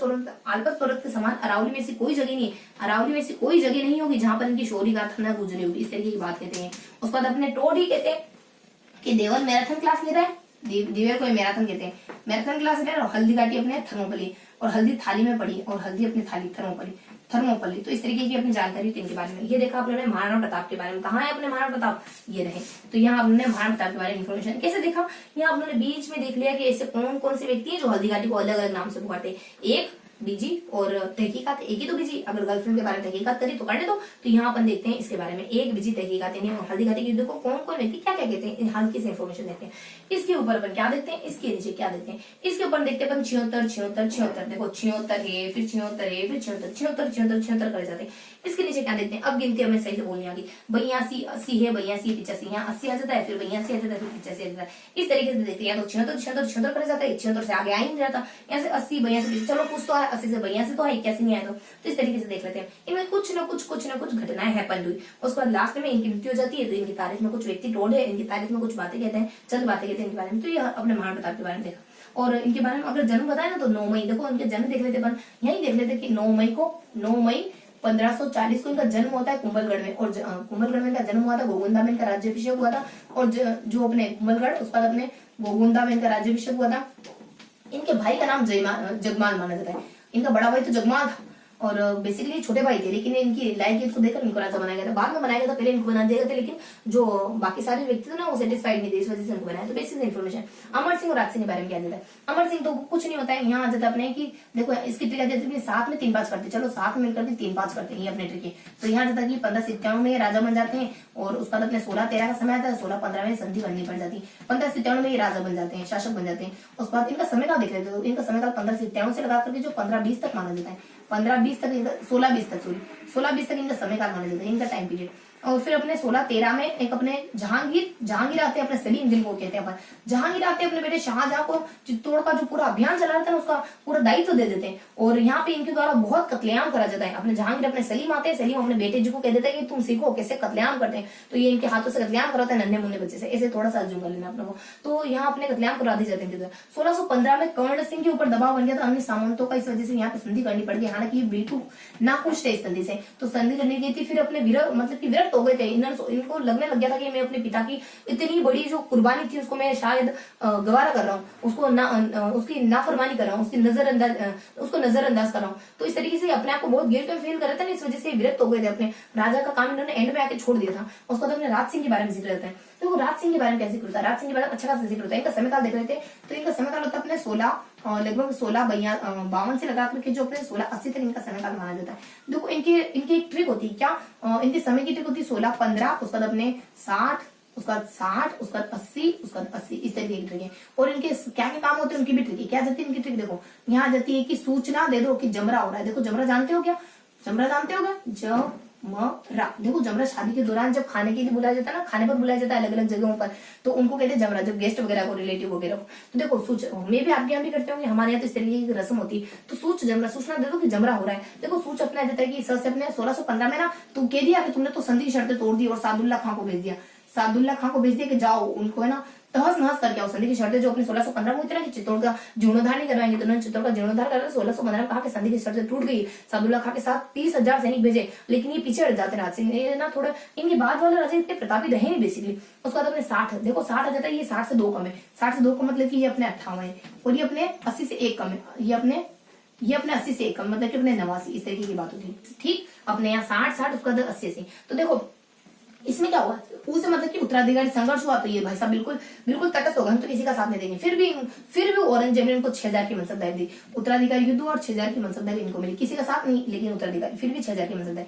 फिर 60 में ये मतलब कि फिर यहाँ चारुमती से शादी कर ली, फिर औरंगजेब को फिर खफा कर दिया इन्होंने। किशनगढ़ की राजकुमारी चारुमती से शादी कर ली, बहुत सुंदर होगी, चारों को मतलब भी से सुंदर होता है। और एम से मृत्यु हो गई, यहाँ पे ये मर जाते हैं, यहाँ पे इनकी मृत्यु हो जाती है 79 में। उसके बाद यहाँ आ जाता है 80 में जमरा। देखो 89 मृत्यु हो गई। उसके बाद फिर अपने 80 में क्या होता है, 80 में इनके द्वारा 89 है। उसके बाद देखो 80 में कुछ होता है क्या, 80 में तो कोई घटना होती नहीं। मैंने ट्रिक के लिए शायद जोड़ा है, हाँ बेसिकली मैंने ट्रिक के लिए जोड़ा है। 80 में कुछ घटना होती है क्या, 80 के द्वारा इनमें शायद देखो 80 में थोड़ा सा मैं कंफर्म नहीं हूँ, लेकिन हाँ 80 में अपने ना यहाँ बताते हैं अपन कि देखो 8 से क्या आता है, देखो R2 होता है। R2 मतलब कि ये ना राजसमंद, ये R2 से क्या होता है, ये अपने एक तो राजसमंद जेल का निर्माण करा देते हैं, राजसमंद झील का निर्माण करा देते। एक आर्ट से, दूसरे आर्ट से क्या करते हैं, ये दूसरे आर्ट से करते हैं एक राज प्रशस्ति का निर्माण करवाते हैं, राज प्रशस्ति। अब ये दोनों ही कहाँ पे होती है पता है, राजसमंद झील बनाई इन्होंने। थोड़ा सा इसका दायरा अपन खोलते हैं, थोड़ा सा खोल देते हैं, थोड़ी सी इनकी सीमा में एंटर कर जाते हैं, इतना काफी है ना। तो अपने राजसमंद झील बनाई इन्होंने गोमती नदी के ऊपर, और राज प्रशस्ति लिखवाई इन्होंने नौ चौकी एक स्थान है उसके पास में लिखवाई। पता है राजसमंद प्रशस्ति के बारे में खास बातें क्या है कि रणछोड़ दास भट्ट के द्वारा लिखी। ये तो कोई खास बात है नहीं, वैसे कोई होंगे कोई XYZ व्यक्ति, लेकिन ये भी फेमस है, रणछोड़ दास भट्ट के द्वारा बनेगी ये, ठीक है। उसके बाद 25 काले संगमरमर से बनी, ये इनकी प्रसिद्धि की बात है। विश्व की सबसे बड़ी, ये इनकी प्रसिद्धि की बात है। प्लस संस्कृत भाषा में लिखी गई, ये इनकी अच्छी बात है। तो ये 4-5 बातें होती है इसके राजसमंद प्रशस्ति जो भी। तो ये थे अपने राज सिंह नामक शख्स और राज सिंह नामक राजा, है ना। तो इनके द्वारा हालांकि कुछ अच्छा काम किया गया। तो यहाँ उन्होंने अमर सिंह के बारे में क्लियर करा, यहाँ उन्होंने अमर सिंह के बारे में क्लियर करा, देन उन्होंने यहाँ राज सिंह के बारे में क्लियर करा, दोनों के बारे में। यहाँ जाता है कि साथ में मिलकर तीरंदाज करते हैं, आओ साथ में मिलकर लड़ाई करते हैं। 57 में ये राजा बनते हैं, ज्यादा कुछ हुआ नहीं, 57 में राजा बन गए। 3 में यहाँ पर कत्लेआम मचा है अपने सलीम के बेटों के हाथों, सलीम ने अपने बेटे के हाथों यहाँ पर कत्लेआम मचवाया। और फिर आ जाता है कि 15 में कर्ण सिंह के दबाव में आकर, कर्ण सिंह सामंत के दबाव में आकर कर्ण सिंह कहते कि आप संधि कर लो, संधि कर लेते, बहुत विरक्त हो जाते, बहुत दुखी हो जाते, और फिर अपने विरक्ति में अपना बाकी जीवन गुजारते हैं। राज सिंह क्या होते हैं, देखो राज सिंह तो अपने वो होते हैं जो अपने ना इस तरीके के होते हैं, संधि की शर्तें टूट गई। यहाँ अपने 60 और 80 वाले होते हैं, 60 और 80 वाले कैसे होते हैं ये, राज सिंह अपने वही शख्स होते हैं चारों से शादी कर लेते हैं। राज सिंह वही शख्स होते हैं जजिया कर, देखो जमराज लेकिन कुछ ना कुछ होता है। देखो म से अपनी मृत्यु जाती है, और ज से देखो म लिखा हुआ है ना, और ज म रा, तो अपने यहाँ देख लिया, देखो स से अपने देख लिया सादुल्ला खां, ऊ से अपने देख लिया उत्तराधिकारी, और ज से अपने देख लिया चारुमती। उसका ज से अपने को देखना था जमरा। 89 में मृत्यु होती है, लेकिन इनका 89 में नहीं 89 मृत्यु नहीं, फिर मृत्यु तो अपने 80 में होगी। तो 89 में अपने ये जजिया कर देने से मना कर देते हैं, जजिया कर देने से मना कर देते हैं, और 80 में इनकी मृत्यु हो जाती है। 80 मिनट अब ठीक है, जमरा पूरा हो गया अपने। तो यहाँ अपने ये सारी बातें थी। 80 में थोड़ा सा वो इसकी पूरा था, वो अपना देख लिया। हाँ, तो कैसे व्यक्ति होते हैं, वही व्यक्ति होते हैं जो अपने सादुल्ला खां इनसे लड़ने के लिए आता है ना, तो पीछे हट जाते हैं। वही व्यक्ति होते हैं जो चारों से शादी कर लेते हैं, औरंगजेब को नाराज करते थे। वही व्यक्ति होते हैं औरंगजेब को फिर नाराज करने वाले होते हैं। उत्तराधिकारी में किसी का साथ नहीं देते। औरंगजेब शायद दरिया दिल्ली दिखाता है 6000 की मनसबदारी देता है, पता नहीं क्यों देता है। फिर अपने इस तरीके की राज सिंह की जानकारी थी। लास्ट में 2 और अच्छे काम करते हैं। औरंगजेब को तो तांगुर परेशान करा, लेकिन लास्ट में मरते मतलब 2 अच्छे काम करते थे। अपने एक राजसमंद प्रशस्ति का निर्माण करते थे, बहुत प्रसिद्ध है, बहुत बड़ी मानी जाती है। 25 काले ललितकला की संस्कृत भाषा में लिखी जाती है, रणछोड़दास भट्ट के द्वारा लिखी गई। उसके बाद विश्व की सबसे बड़ी प्रशस्ति मानी जाती है। उसके बाद नेक्स्ट इन्होंने राजसमंद झील का निर्माण करा जो गोमती नदी को रोक करके बनाई गई। तो ये बेसिक से इन्फॉर्मेशन है राजसी के बारे में। तो उन्होंने कौन कौन से राजा कवर करे, अपने महाराणा प्रताप के बारे में करा, अमर सिंह के बारे में करा, उसका राज सिंह के बारे में करा, क्या क्या देखा आखिरकार इनके बारे में। देखो पहले अपन इन दोनों को तो पढ़ लिया आपने, अब तीनों को साथ में लेते हल्का सा। देखो महाराणा प्रताप के बारे में क्या देखा, तो यहाँ देखा कि हल्दीघाटी के युद्ध को कोई व्यक्ति ना वो अलग अलग नामों से पुकारते। इसके ऊपर हमने देखा सारा 76। इसके ऊपर हमने देखा 80 है, 82 है, 85, बस इतना सा हमने देखा।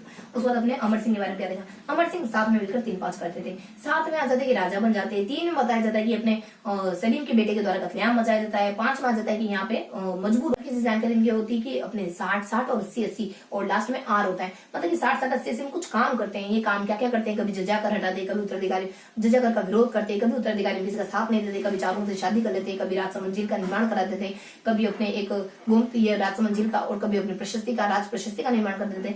इस तरीके से हल्की से जानकारी थी। तो ये उन्होंने इन राज्यों के बारे में देख लिया।